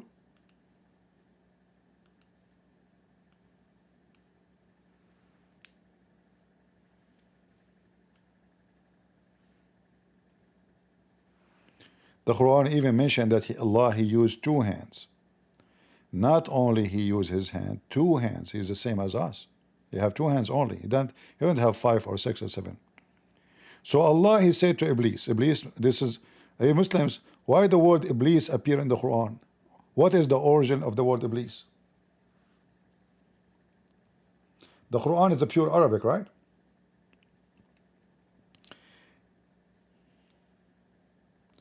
What is the origin of the word Iblis? The word bliss originates from the Old English word. Not bliss, Iblis, which mentioned in the Quran.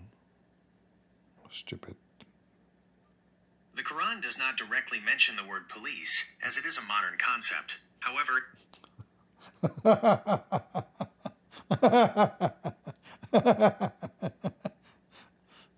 listen, I did not say police, I said Iblis. your correction is noted. You said you believe, not police. Oh boy. Okay, well, let me type it for this stupid AI.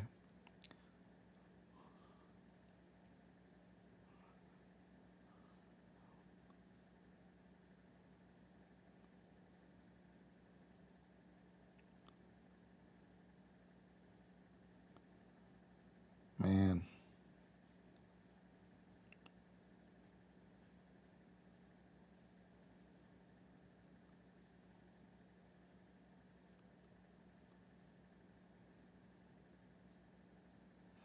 Let us see.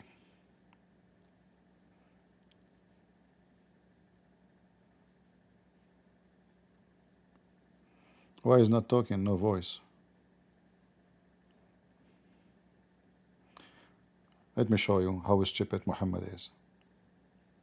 The origin of the word Iblis is a subject of scholarly debate, with two main theories. One, from the Arabic root. One theory suggests that the name Iblis is derived from the Arabic verbal root BLS, which means to despair, to become broken in spirit, or to lose hope. This etymology. This is false, by the way. There's no Muslim scholar saying that. What happened? Why it's broke? Why it's stopped? What the heck? Where? What the heck? I need to type it again now. Continue the previous answer. I don't have access to our previous conversation. I asked you a question about the word Iblis a second ago. Please re-ask your question about. Oh, potato. All right.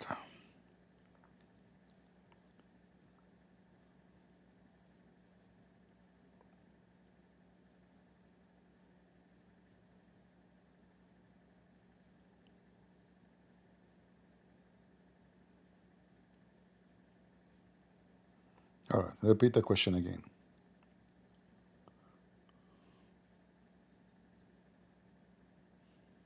The word Iblis is the name for the devil in Islam. While it's an Arabic word, its origin is a subject of scholarly debate, with one prominent theory suggesting it is derived from Greek. Here's a breakdown of the two main theories. Greek origin. Many scholars believe Iblis is a borrowing from the Greek word diabolos, which is the source of the English word devil. This theory is supported by the fact that the name Iblis doesn't appear in pre-Islamic Arabic literature. The loss of the initial D and the ending OS is attributed to the process of the word being adapted into Arabic, possibly through an intermediary language like Syriac. Arabic origin. Another theory suggests that Iblis comes from the Arabic root BLS, bilisi, which has a general meaning of despair.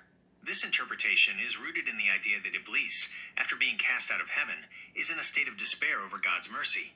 This connection is also found in the Quran itself, where a related word is used to describe the state of the guilty on the Day of Judgment. In summary, while the word Iblis is central to Islamic theology, its etymological roots are complex and debated, with a strong possibility that it ultimately derives from the Greek word for devil. In Arabic, actually, there's no such a word, and that's why it does not mention anywhere. It is just a Greek word. And yet the Quran claims that this God is not a Greek God, he is an Arab God. And the Quran is a pure Arabic. But anyway, so Iblis and Allah have a conversation. And notice here that Allah, he speaks to Shaitan, but he never spoke to Muhammad. Obviously, Shaitan is more honorable than Muhammad himself. So Allah said to Iblis, Biblos, Diablos, what is preventing you from prostrating to Adam? So the first one who command creatures to bow down to Adam, to human being, is Allah. Allah is a pagan God. The Muslim, they say, why we shall bow down to anybody except God? Here we go. Your God, he commanded the angels. By the way, he did not command the shaitan. He commanded the angels. The verse in front of you. So Allah, he fashioned him. He breathed into him my spirit. And then right away they fell down prostrating to him. To who? To Adam. Why? Because Allah commanded them. Wonderful. Which is very stupid. But how Allah created Adam? Did he create him by saying be? Or he used his two hands and he breathed into it and took him 40 years to dry it? So Allah said to Iblis, why you refuse to bow down to Adam? That's the stupid question, by the way, here. So stupid, because Allah did not command shaitan. In Islam, shaitan, Satan, is a genie, is not an angel. Don't be confused. Satan is not a fallen angel in Islam. He is a genie, a different creature. Genie, they have penis, they can have sex with Muslim women, they can F men. That's why if a Muslim man is not allowed to sleep in his stomach, because then genie will F him. Watch your butt. All right? I mean, I don't know how that will work. So you sleep in your stomach and shaitan will boom you? What about on your side? He can boom you still. So he can sleep only on your back? So listen carefully here. Was shaitan and Allah confirming how Allah created Adam? Yes. Allah said to him, why you are not bowing down, and I created him with my both hands. Do you see, guys, the word both hands? Do you see it? Are we making things up? So we go to chapter 3, speaking about Jesus and Adam. How is stupid the Quran to say Allah said be to Jesus and be to Adam, and they were, if Allah using his hands? This is not how be work. So I mix mud, I bring water, I bring dirt, I mix them together, and then I mix them very well, and then I start fashioning Adam, and then after I fashion him, I dried him for 40 years, and then I check him back every few years to see if he's dry, he's still not dry. I come back after a few years, still not dry. I come back because the sun at that time was not, there's no global warming, and that explained the story. So there was global warming, there's no heat, it was cold, it's an ice age maybe. So Allah could not dry Adam. It took him a lot of time. There's a microwave, there's no stove, there's no volcano. So Allah do not know what to do. So I have to wait. It take a lot of time, 40 years. Allah came back after 40 years. He found that Adam is dry. So now he decided to breathe into him. How that work with I said be and he was?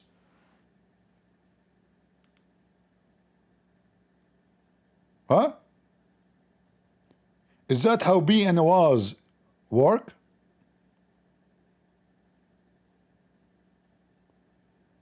Guys, do you see that building in New York, the highest building? I said to it be and it was. Yeah? It's true, I bought concrete and steel, and I hire employees, and Trump, he called me, he said, I will build it for you. I said, Trump, leave me alone.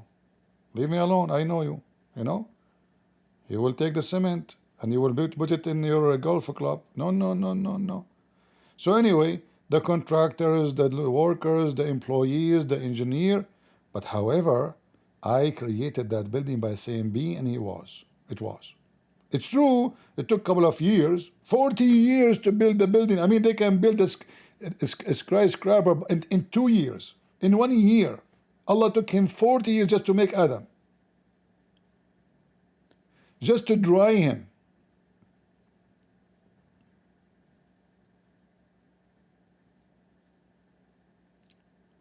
Do you see how fast Allah is? He said, be, it was. And this is how you see the Quran is just a stupid book.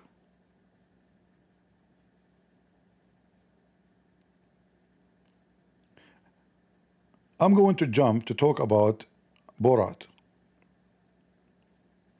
I don't want to stay longer. Let us finish with this. The Muslim, they keep mentioning the name of Borat. They say Bart Ehrman, Bart Ehrman, Bart Ehrman said. Okay, you Muslim, when you see, when Mimi Hijab, the blue job guy, the one who hire your daughters to F him in the hotel, I mean, aren't you even ashamed, you Muslims? What kind of religion? Hey, by the way, if there's any Muslim women, my name is Muhammad, and Allah is wearing hijab, and you can contact me, and I can give you a hamburger, and we go to the hotel. Big Mac, Big Mac. You know the song, it says Big Mac, Big Mac, what you gonna do? What you gonna do when I come to you? You know, Big Mac, Big Mac. I will give you Big Mac. Huh? And then, you know, be careful, okay? In front of the people, we don't talk, okay? In front of people, I do not know you. We do big bing bing bong in the bing bong inside the hotel room. 2 years, 3 years only, okay? And when I am bored of you, you know, I replace you. I will have many hotel rooms and many women, by the way. Halal, halal. And I can hide it from everybody. And if the woman, she say, he slept with me, I will say, no, this is not me, it was my penis. Because my penis is independent. He celebrate the penis of the man is celebrate independent long time ago. Yeah, it has a flag on it, red flag. So the stupid Mimi Hijab, he brought an atheist to prove Christianity to be false. But look what happened. He proved Islam to be false. Unreliable. Muslims believe in Jesus Christ. What does it mean to be unreliable? Muslims believe in Jesus Christ. There's a lot of interest, I think, from the Muslim community, and many Muslims feel that your conclusions or historical conclusions of who Jesus Christ is more commensurate with the Muslim idea than it is with the Christian one. I wouldn't say that they line up well with the Muslim view. I really do think Jesus was crucified and that he really was dead and buried. I'm not interested in whether Jesus was the Son of God because I don't think there was a God. And so my understanding is that your conclusion is that Jesus Christ was a messianic prophet. I think he thought that he was a son of God. And Guys, look. Mimi Hijab is asking smart. So in your view, you think that Jesus Christ is a messianic prophet? You idiot, he's an atheist. You stupid donkey, son of Muta. The guy is an atheist. You say to him, you think he is a messiah. What does that mean, messianic prophet? You idiot. He's the Messiah. And guys, do this guy even know what he's talking? Kamel Urim symptoms.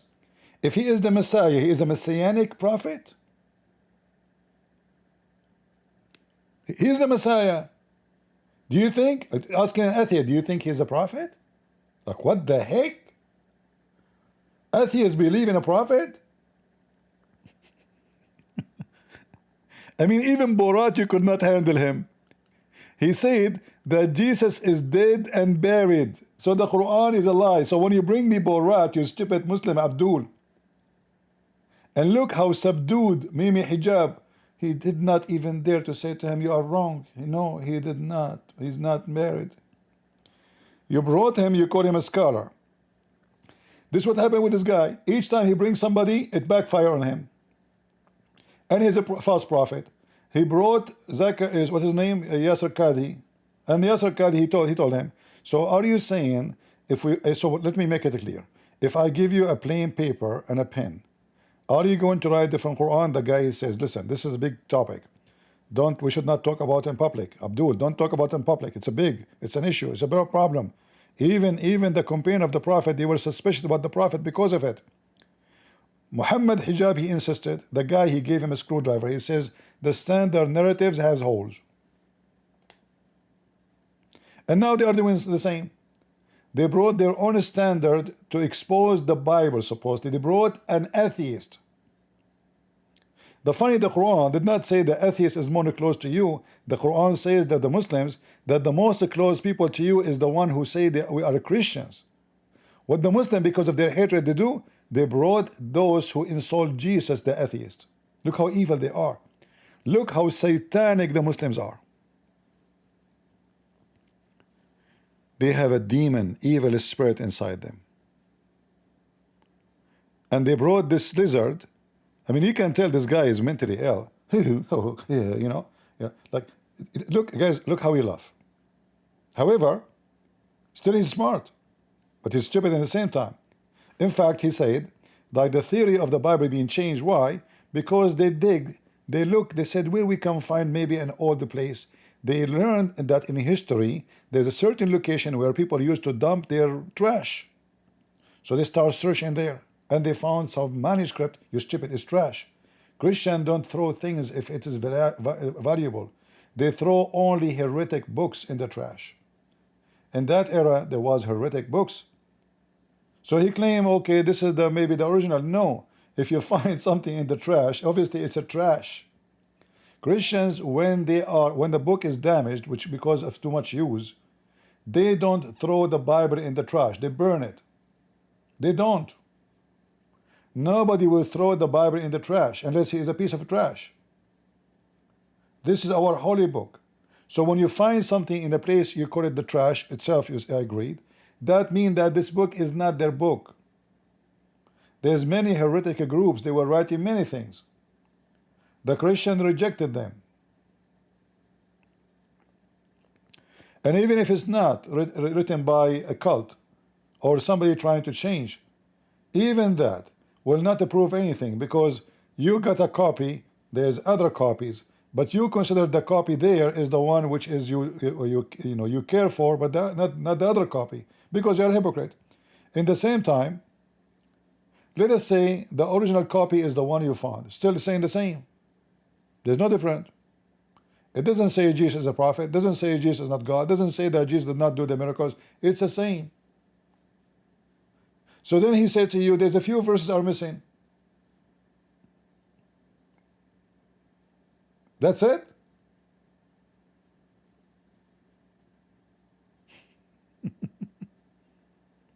But anyway, so look what happened when the Muslim, they brought Borat, he gave a finger to Allah and he farted. I call that, by the way, I call him Fart Ehrman. He fart. This guy, when he talk, I dare him to debate me. In fact, in his interview with David Wood, anyone have it? David Wood, he asked him, did the disciples saw Jesus after crucifixion? He said yes. Look, what the heck? He just admitted here that Jesus died and he was buried. How the disciple, they can see him again after he was buried 3 days after?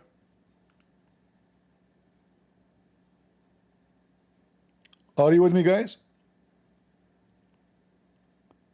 How somebody, he don't believe in God, he don't believe in a prophet, he don't believe in miracles. He say Jesus was killed and buried, and then he say, well, yeah, the disciple, they saw Jesus after he was killed. How you explain that? Are you stupid? Aren't you an atheist who believe only in science? Does science say that a person who died, he come back after 3 days? And you know the funny, that David Wood, when he was talking to him, he did not get him busted right away. For some reason, those people, they act in a submissive way in front of the enemy. Why David Wood did not say to him, you just admit that Jesus is God? Because how he's dead and he came back? Explain to me. But as usual, they don't know how to debate. They are good in making short videos, but they are horrible in debate. And this is Mimi Hijab. He did not debate me. He did not dare to debate me. He hung up on me 7 times. He promised the Muslim to debate me. He played a video. Did you say that? Hang up on him. Did you say that? Hang up on him. He was so much afraid and intimidated to speak to me. Listen, he debate everybody and not me. He hung up on me in 7 times in less than 7 minutes. I did not even talk. So listen, and this is a great finger in the butt of Allah, Muslims, given to you from Fart Ehrman. What does it mean to be unreliable? Muslims believe in Jesus Christ. There's a lot of interest, I think, from the Muslim community, and many Muslims feel that your conclusions or historical conclusions of who Jesus Christ is more commensurate with the Muslim idea than it is with the Christian one. I wouldn't say that they line up well with the Muslim view. I really do think Jesus was crucified and then he really was dead and buried. I'm not interested in whether Jesus was the Son of God, because I don't think there was a God. And so my understanding is that your conclusion is that Jesus Christ was a messianic prophet. I think he thought that he was a son of God in the sense that he was. Guys, did you hear what Jesus, what he said about Jesus? He just confirmed the Bible. The guy who is anti-Bible, he confirmed that Jesus, he thought. And look how Mimi Hijab is shaking his head like a little girl in the hotel room after she ate hamburger, and her name is Aisha.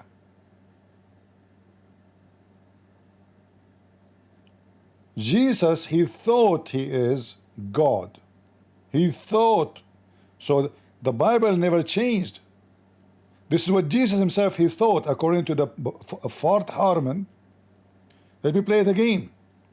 You see how damaging this interview, you stupid Muslim, you brought the enemy of Jesus to witness for your benefit, right? But he gave you a finger, and you did not even dare to say to him, no, this is not true. And so My understanding is that your conclusion is that Jesus Christ was a mess. dead and buried. I'm not interested in whether Jesus was the Son of God because I don't think there was a God. And so My understanding is that your conclusion is that Jesus Christ was a messianic prophet. I think he thought that he was a son of God in the sense that he was specially chosen by God. I think Jesus really did think he was going to be the Messiah, the future king of Israel. See? Look how many fingers he gave to your prophet. So he say he is not the Messiah. He thought he is. He is not the Son of God. He thought he is. And he was dead and he was buried. So what is left in Islam? That means everything in the Quran about Jesus is a lie. And now you have to live with it. You brought him, you interview him, you thought you can make a victory out of it. They thought the interview will make Christian believe that the Bible is not true, and they will accept Islam. But what happened now, he proved that Muhammad is a liar, because Muhammad said he is a Christ. Muhammad, he claimed that he is in heaven alive. The guy says no, he was crucified and he died and he was buried.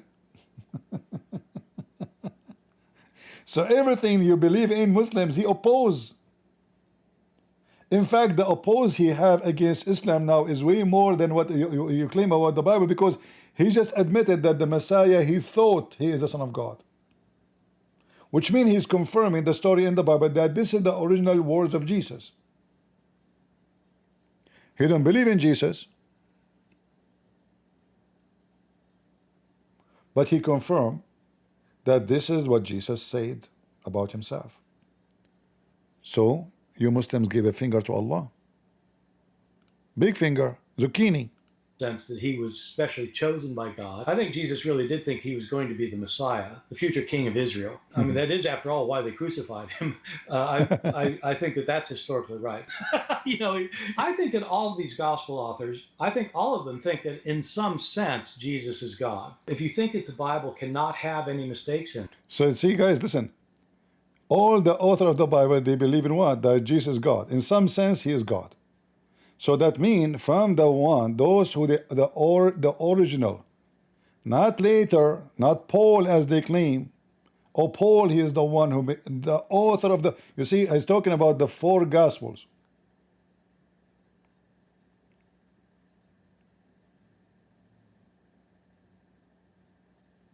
All of them, from the beginning, they believe that Jesus is God. Continue, potato, farted at Allah, Harman. If you're shown a mistake, then you just refuse to admit it's a mistake. You think either it can be reconciled in some way, or that there's something we just don't understand about it, or we have and In the Quran, this guy, actually, you can tell he's mentally ill. The way he laughed, the way his reaction, is a change from like suddenly he is laughing about what nobody knows. and it's mentioned if this book was from other than God, they would have found in it many contradictions. if a book is without contradictions, that has no bearing on whether it comes from God or not. I've had phone books that are inerrant, but I certainly don't think God gave them. You've been fingered left and right, Mimi Hijab. When the Muslim, they say there's no contradiction in the Quran. How stupid you are to say such a thing. This is according to who? This is according to who that the Quran does not have a contradiction. Who is going to give me the answer? Which one Allah created first, the stars or the earth? How many contradictions in the Quran? I heard a guy, his name is a Christian prince, saying that it's full of contradiction. And by the way, I said a Christian prince, not a friends. Some people, including Christian Prince, claim the Bible contains contradictions. The alleged contradictions vary, but they often involve... Christian prince, he claimed that the Bible have contained contradiction. Are you stupid? I'm not stupid. I understand that Christian Frank is an individual who has made claims... I did not say Christian Frank, you idiot. I said a Christian prince. What's wrong with you? You are right. My apologies for the misunderstanding. Okay, listen again. According to Christian prince, the Quran is full of contradiction. Can you give me a list of those contradictions? Christian Prince and others allege contradictions in the Quran, including different accounts of the same events, varying descriptions of creation, and discrepancies in legal and ethical matters. For example, some critics point to different lengths of time given for the creation of the heavens and earth in various verses. Another example is the apparent contradiction in the Quran's stance on whether disbelievers will be punished with hellfire, or if all humans, including believers, will pass. You did not give me the list of contradiction according to Christian Prince. Christian Prince and other critics of the Quran point to... I did not ask you about others. I said the Christian Prince. What's wrong with you? Christian Prince claims that the Quran contains contradictions. This is not the question. I want the list of the contradictions. Christian Prince lists contradictions related to the Quran's creation timeline, the nature of hell, and who will be saved. You are still not giving me the list. Are you afraid to talk about Christian Prince? Christian Prince claims that the Quran contains several contradictions, which he details in his videos and books. His list of contradictions often includes creation of the earth, contradictory timelines for the creation of the heavens and earth, with some verses suggesting 6 days and others implying 4. The nature of hell, conflicting accounts of who will enter hell and for how long. Salvation, discrepancies regarding whether all people, including believers, must pass through hell. Marriage and women's rights, contradictory verses on topics like a man's ability to marry up to 4 wives and the rights of women. Scientific errors, claims of scientific inaccuracies within the Quran. Inconsistent stories, different accounts of the same historical events or figures, such as the story of Pharaoh and the Israelites. Can you tell me about the book of a Christian Prince, Scientific, the Science of the Quran and the Error of the Quran? Christian Prince wrote Quran and Science in Depth and The Deception of Allah, which are books that criticize the Quran by alleging scientific inaccuracies, contradictions, and other errors. These books analyze and challenge various verses in Islamic traditions to support his claims. But you did not give me any list mentioned in his books. Christian Prince's books, The Deception of Allah and Why you are repeating the same thing? The most stupid AI I ever met. You know, I met AI in Starbucks. I met AI in Honolulu. But I never met an AI like you who kept repeating the same stupid thing. I keep asking you for the list, but you never give me the list. I am unable to provide a comprehensive list of all the contradictions Christian Prince claims are in the Quran. So you are saying to me that AI is limited, huh? Some of my limitations include not being able to access real-time information. Is that because they are not paying you enough salary and this is why you are limited? You don't want to work much? My limitations aren't about being paid or not wanting to work. I'm a machine learning model, and my capabilities are determined by my programming. As long as you are a machine, where I can find you? I do not have a physical location. So you're stupid. Why you call yourself a machine if you are not even exist? I'm a computer program, not a So why you call yourself a machine when you are nothing but a software? The term machine is often used to describe any kind of computing device or system, including... That is false. Is a car is a machine? Okay, I understand you disagree. I don't disagree only. I accuse you of lying to me. I will report you to the police. I'm a computer program, not a physical person. See, you just proved to me that you are wrong again. You are not a physical person. So why you claim to be a computer when you are not even physical, exist? See, I got you busted, admit. While some definitions of a machine refer to a physical device... You know what? You are acting like a Abdul. You keep playing games and try to duct tape yourself. Are you physical or not physical? Give me the answer. I am not physical. I am... Thank you very much. So don't tell me I'm a machine again, all right? You are not physical. A machine is a physical thing. Understood. That's it? You finished the debate? You understood? Don't debate me. I will lose, potato. Don't you see even the Abdul don't dare to call me? They say to you, AI is so smart. Smart my butt. Hey, Borat, tell them more. Tell them more, tell them more. Give them more metaphor. I've had phone books that are inerrant, but I certainly The phone book does not have contradiction, but the Quran full of contradiction. I mean, from the first page to the last page in the Quran, it is a contradiction. I challenge any Muslim to prove me wrong. I challenge any, you choose for me any chapter in the Quran and you tell me, I challenge you to show me contradiction. don't think God gave them. So, no, that is my It's view. a necessary condition for a book from God not to have contradictions. That's an assumption about what kind of book God could write. I know this is an important argument that apologists use for Islam. As somebody who is not either Christian or Muslim, it doesn't make sense to me for humans to say what God has to do.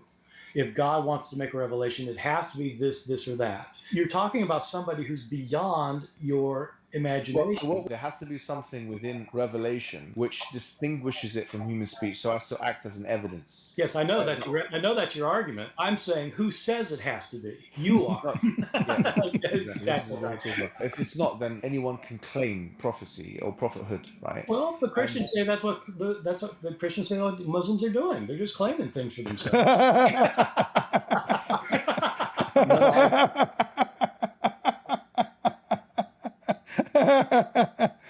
So Muhammad Hijabi decided to be smart. But in this case, anyone can claim, well, this is what Muhammad did. There's no witnesses. Do you have even one witness for anything about Muhammad? Do you even have one person he saw Muhammad go into heaven? Do you have one witness see the angel squeezing him? Do you have one witness seeing, by the way, Muslims, when the angel came to Muhammad and he was sitting in the corner, and Muhammad used to sweat his ass, he sweat. And then Khadija, she said to him, Habibi, what's up with you? What's up? He said to her, do you see the guy there in the corner? He said, no, I don't see anybody.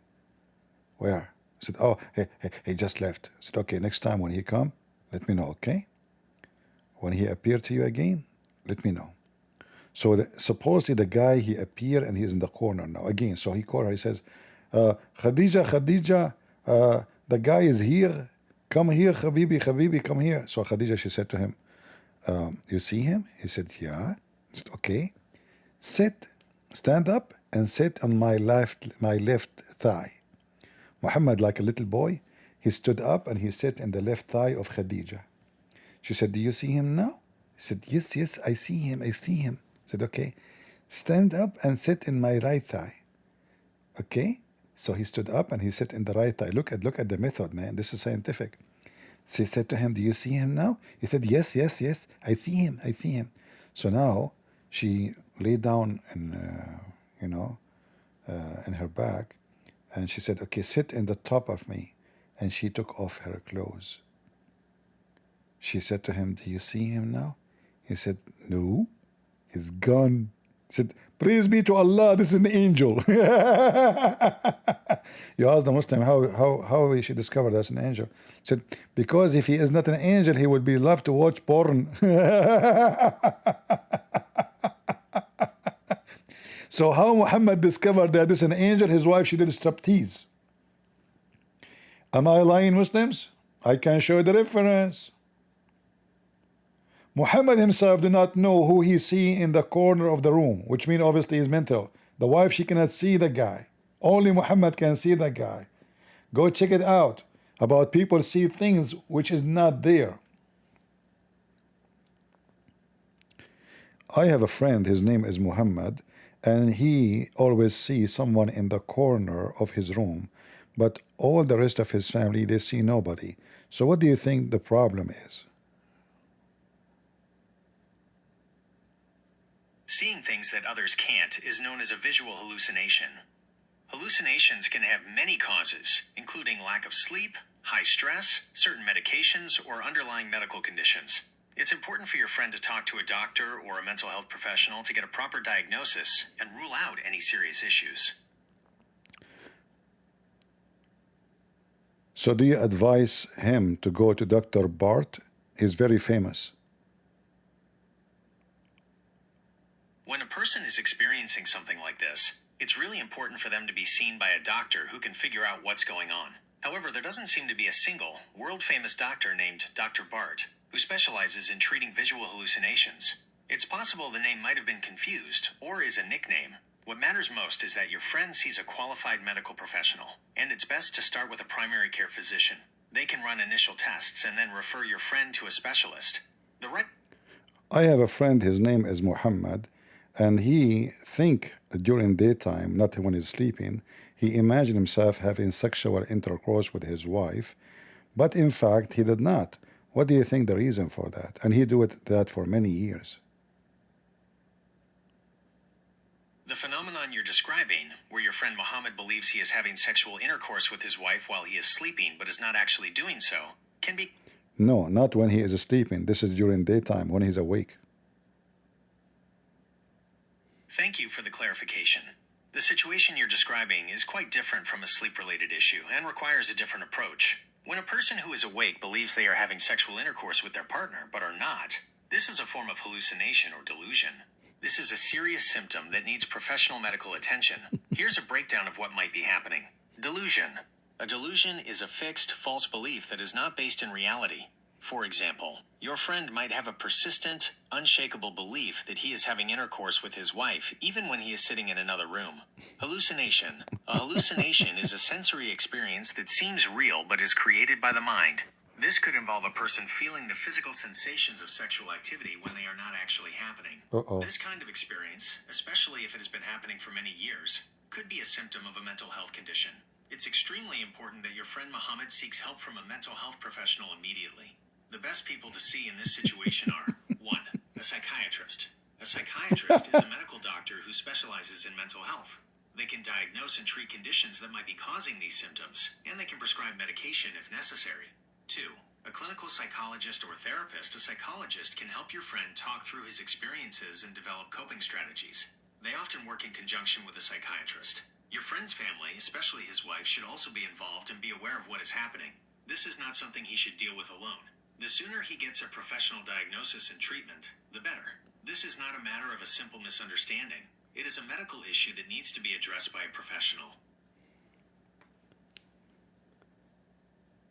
Based on your explanation, my friend Muhammad is mentally ill. Is that accurate? Based on the information provided, it's not possible to determine if your friend Muhammad is ment-el, because that phrase is not present in our conversation. However, Mental.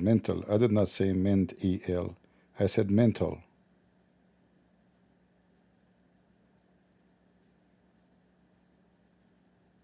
thank you for the clarification. When I used the word mental, I was referring to mental health in a medical context. Based on your description, the symptoms your friend Muhammad is experiencing, believing he is having sexual intercourse with his wife while he is awake when he is not, are not related to a physical injury or illness, but rather to how his mind is processing reality. In a medical and clinical sense, mental refers to a person's emotional, psychological, and social well-being. A mental health condition, or mental illness, is a health condition that affects a person's thinking, feeling, or behavior, and can cause significant distress or difficulty functioning in daily life. To be clear, this is not a judgment or a label. It is a way of classifying symptoms so that the right type of medical professional can be consulted. His family, they are Muslims, and they think that Muhammad is being bewitched. Somebody took hair from his butt and he was controlling him by the hair. Is that can be scientifically accurate?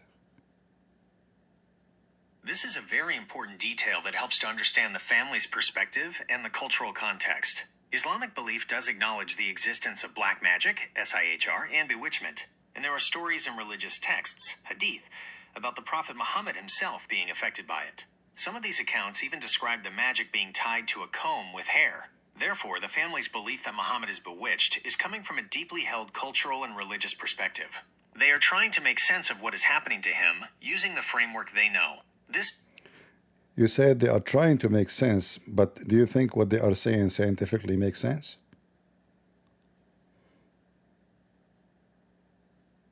From a scientific perspective, the family's explanation of bewitchment and magical control sure does not make sense. Here's why. Science relies on empirical evidence.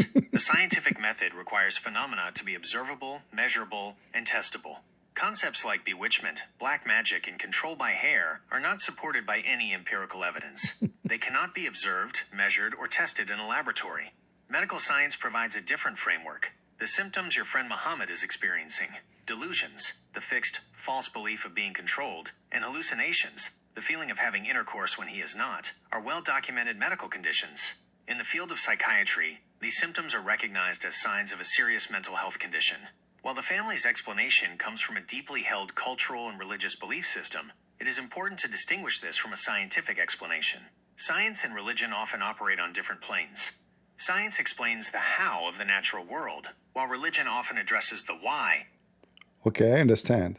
But when we spoke about the part that Muhammad, he imagined himself having sexual intercourse with his wives, but in fact he did not, as his wives, they mention, and that happened during daytime. You mentioned that is obviously mental illness and he need to see a doctor immediately. But why he is focusing in the sexual imagination during daytime?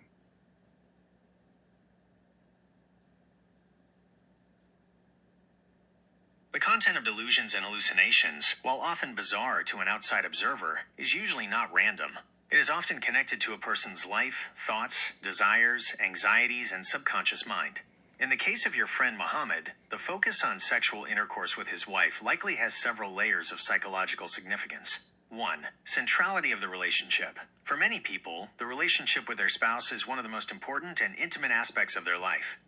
When a person is experiencing a severe break from reality, the content of their delusions or hallucinations often involves the people and topics most central to their world. 2. Psychological themes. The specific focus on sexual intimacy could be a manifestation of various underlying psychological themes. It might be related to deep desires. The subconscious could be creating a fantasy to fulfill desires or needs. Anxiety or distress. The delusion could be a distorted way of processing anxieties or conflicts within the relationship. Based on my observation of my friend Muhammad, that he is clearly he is not able to have sex during during night time with his wives because he have a sexual disability. So he is imagining himself during daytime that he's having sex.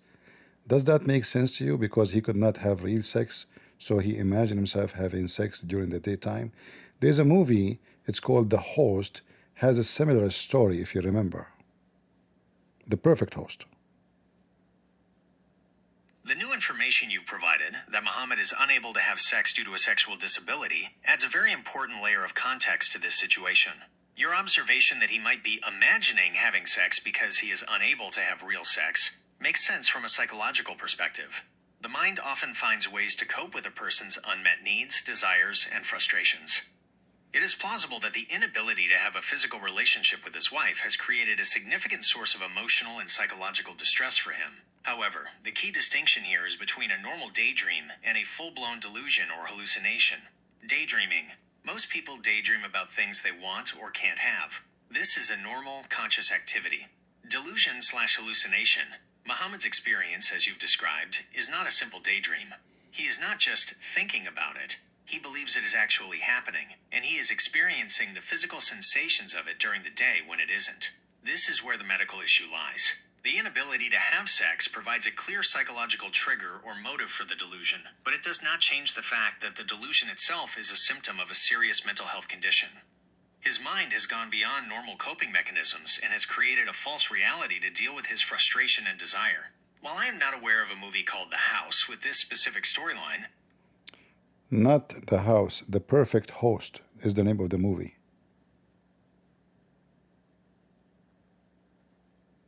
thank you for the clarification. I have looked up the movie The Perfect Host to understand the reference. The movie The Perfect Host, 2010, starring David Hyde Pierce, is a psychological thriller about a man named Warwick who suffers from a delusion. He believes he is hosting a dinner party with a house full of guests, but in reality, he is alone, and the guests are imaginary.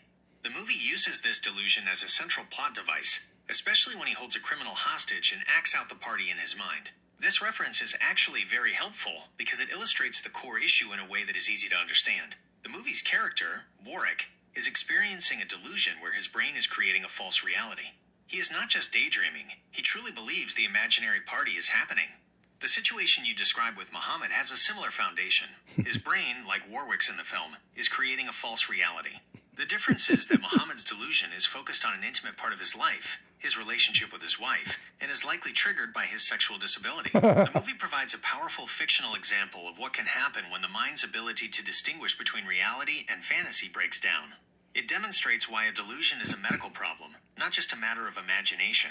Again, this new information strengthens the most important point. Muhammad. And by the way, the new information I told you is given to me by Dr. Christian Prince. Thank you for providing that context. It's important to clarify who Dr. Christian Prince is. He is known as an author and a commentator on religious topics, primarily focusing on Islamic theology and history. He is not a medical doctor, a psychiatrist, or a licensed healthcare professional. The information he may have shared, while interesting from a theological or cultural perspective, cannot be considered a medical opinion or a diagnosis. This distinction is critical. But what you told me, I totally agree with what he said.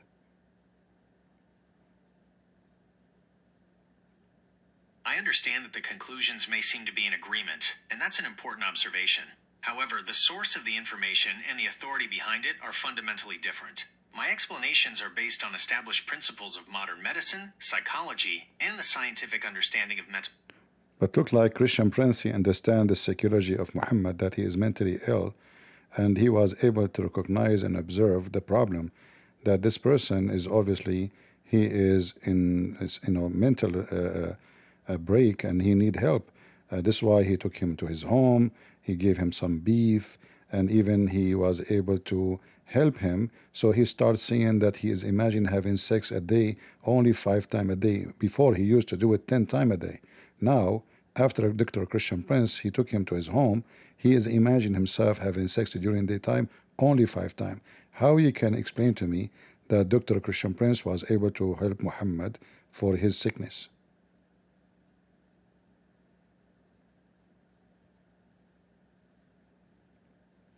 Guys, AI broke. It's crashed. Dr. Christian Prince.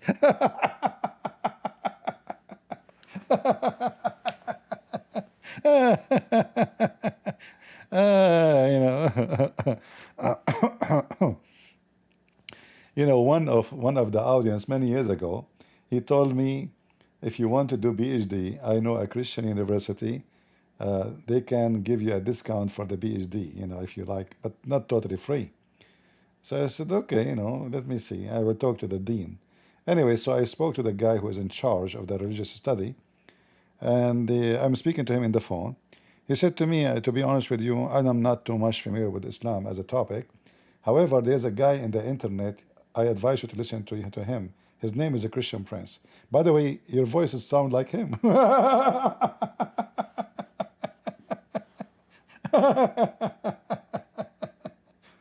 So imagine I will register in university to get PhD, and the dean is asking me to listen to Christian Prince, to learn from him, to help me in my PhD study. And he noticed, he said, by the way, your voice is very similar. Like, do you know him? I said,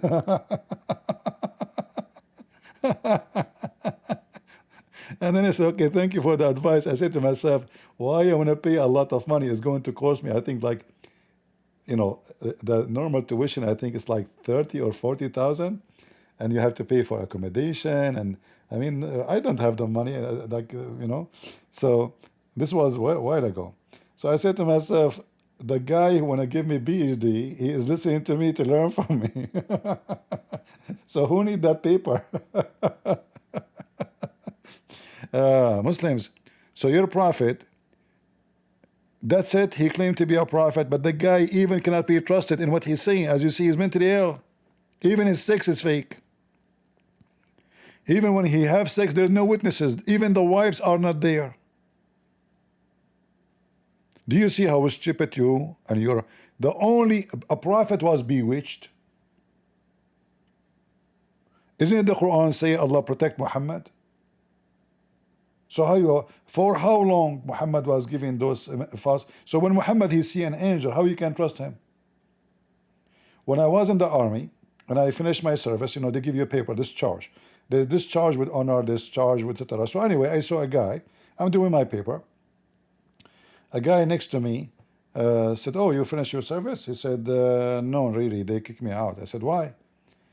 He mentioned, I think, I don't know, chapter, you know, they call it chapter, like the reason for leaving the army. So he mentioned, I think, chapter maybe 16, 17, I forgot. I said, what is that? He said, I hear voices. He hear voices, which is very dangerous, by the way, because he might shoot people because he hears something. You put him at guard, he hear voices. They are not there, you know. You cannot put a person in the army if he obviously his mental is not right. So they discharge him from the army. They will not even hire you in the post office because you might hear voices says, put it here, put it there, deliver it there, don't go. So Muhammad, not only he hear voices, even Muhammad, when he received Quran, how he receive it? Muhammad, he make it clear that he received the Quran in the sound of a bell.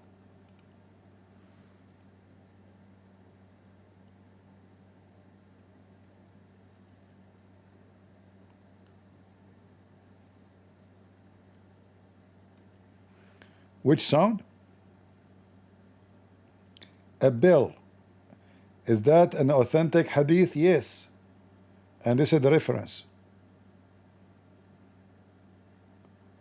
And if we ask Dr. Christian Prince about this issue, hold on.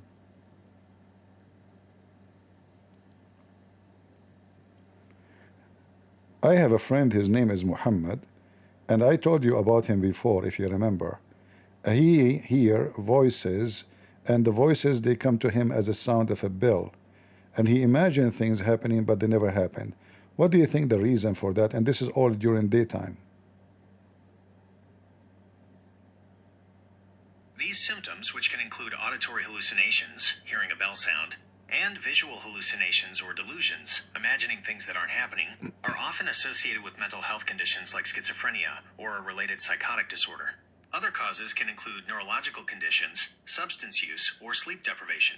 It's crucial for your friend to consult a doctor or a mental health professional for a proper diagnosis and treatment. You mentioned that he have a mental health and the condition of double personality, and he imagined things and he need to see a doctor. But don't you think he is a dangerous person? He might do something wrong to me. I'm afraid.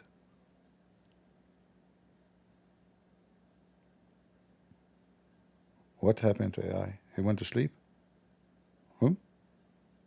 Look, guys, AI will not allow me to click the speaker no more. What the heck?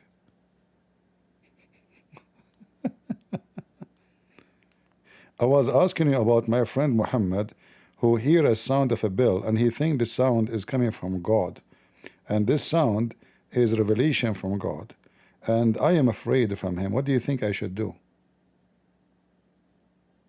Your friend may be experiencing a mental health crisis. You should encourage him to seek professional help from a doctor or a mental health specialist. I ask him, where is the sound is coming from? He says it from God, and he think that this is revelation from God. What do you think about that? I cannot give medical advice. You should You were giving me medical advice for the last 10 hours, and now you cannot? I cannot provide medical advice. It's crucial for your friend to... Okay, my friend Muhammad, he want to say to you, thank you first. That's kind of him. How can I help you both today? But I am trying to convince him that you are not a human being. He is now hearing voice in his head. He keeps saying, I hear AI talking to me, AI talking to me.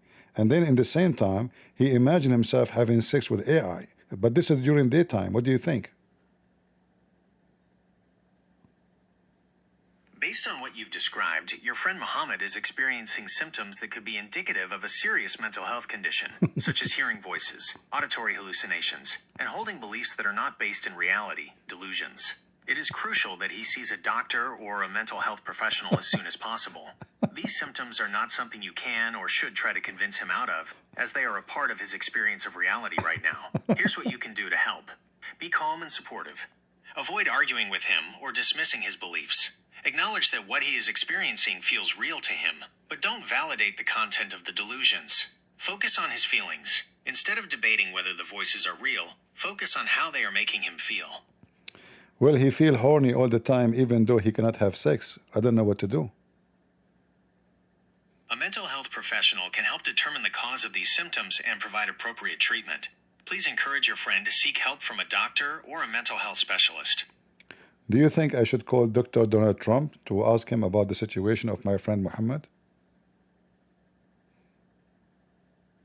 It's important to consult with a qualified medical professional, like a psychiatrist or a doctor, about your friend's situation. My friend, he is very well-known figure. He is known around the world, and the people, they think he is a prophet, even though he imagine himself having sex and hear voices like a bell speaking that God is talking to him, and his name is Muhammad. Don't you think that people are delusional too, to believe in delusional? People can have a variety of beliefs, and it's not possible to diagnose individuals or make generalizations about large groups. Your friend's symptoms, however, sound like they warrant professional medical attention. Encouraging him to see a doctor or a mental health professional is the most helpful action you can take. Thank you very much for helping me. And Muhammad, my friend, he is a prophet. Muhammad, he is mentally ill, and I like what you said about him. He is really stupid, and I really appreciate your advice about him to go and see a doctor. But I wonder what kind of doctor should be the one he can examine him. For the symptoms you've described, a psychiatrist would be the most suitable professional. They are medical doctors who specialize in diagnosing and treating mental health conditions and can prescribe medication if necessary. He said to me that if he drink camel urine, he feel better. Is that true?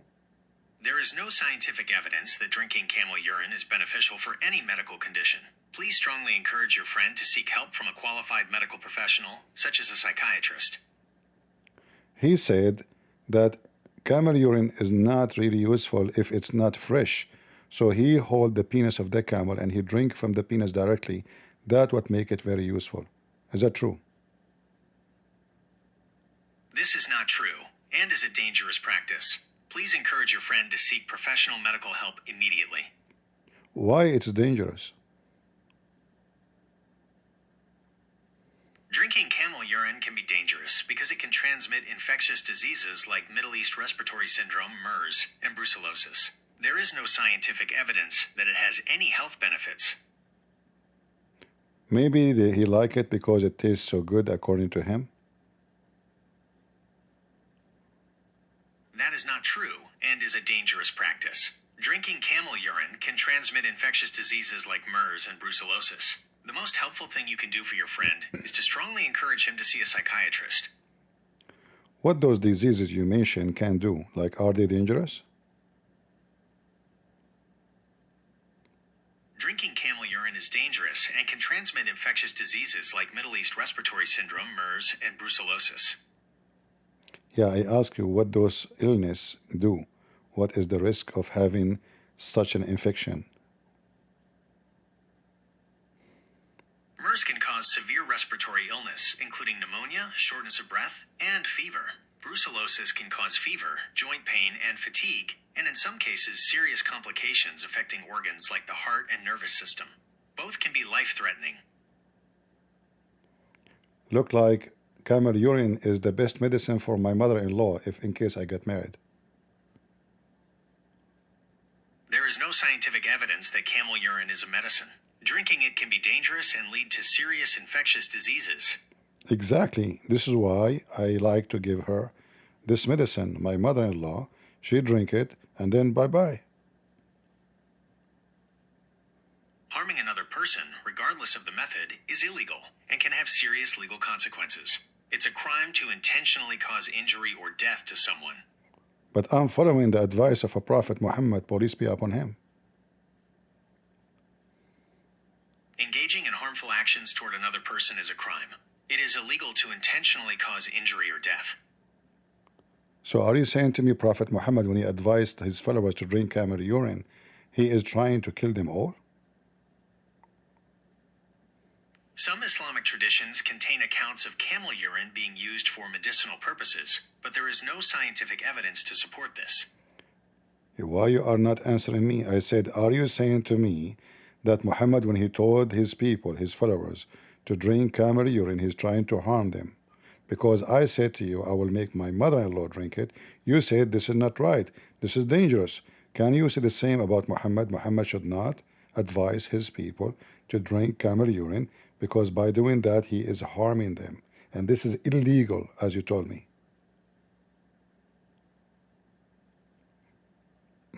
Medical professionals advise against drinking camel urine due to the risk of infectious diseases. See the stupid AI trying to avoid the answer now. Since I say Prophet Muhammad, no answer no more.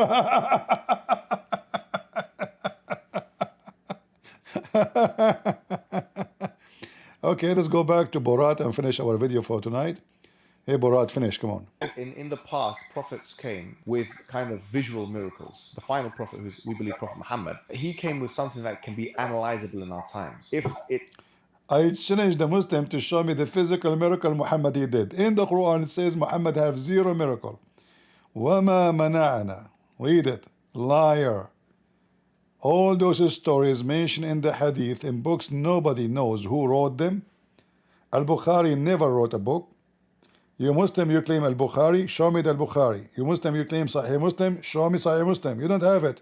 You claim you have Quran of Uthman, show me. You don't have it. But look what the Quran is saying. The Quran you have today, which is one of many versions of it. This is the Quran saying, nothing refrain us from sending miracles except people don't believe in it. Allah in the Quran supposedly Aka Muhammad, saying it clearly that he refrained from sending any signs to Muhammad. Every Muslim is a liar, and Borat is your medicine. it's analyzable in a sense that you can distinguish it from human speech, and so this would be the argument that we would put forward.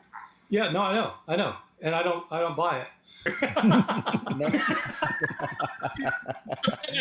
Suppose he did not call himself God. That would not mean he's not God. I don't call myself a pain in the neck.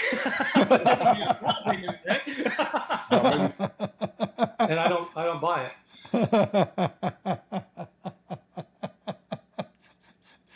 They brought Borat for rescue. Borat gave them medicine of camel urine in their mouth from the penis of the camel directly. I hope you guys have a good time. I will not keep you longer.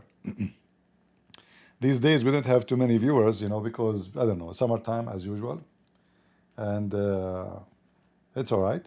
But I hope those videos are helping you to reach into conclusion that the Muslim, when he tried to defend, he beat his God left and right. And we say God, we are talking about the fictional stupid God of Islam.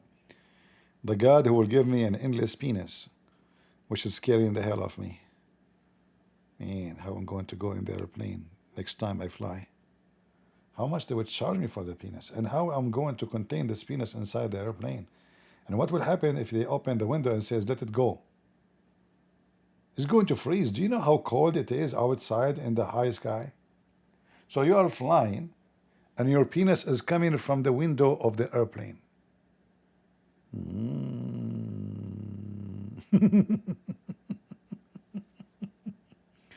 Truly, this must be a message coming from so-called God, Allah. Oh la la. Oh la la. Abdul, when I say stupidity is amazing, I mean you. Every Muslim is a stupid fool. And this is why I call you Abdul. We spanked you, we torture Allah, and we make Muhammad the joke even for AI. AI, what you gonna do What you gonna do when Muhammad done barbecue? AI, AI. Did you hear AI? What you said about your prophet? Did you hear AI? AI?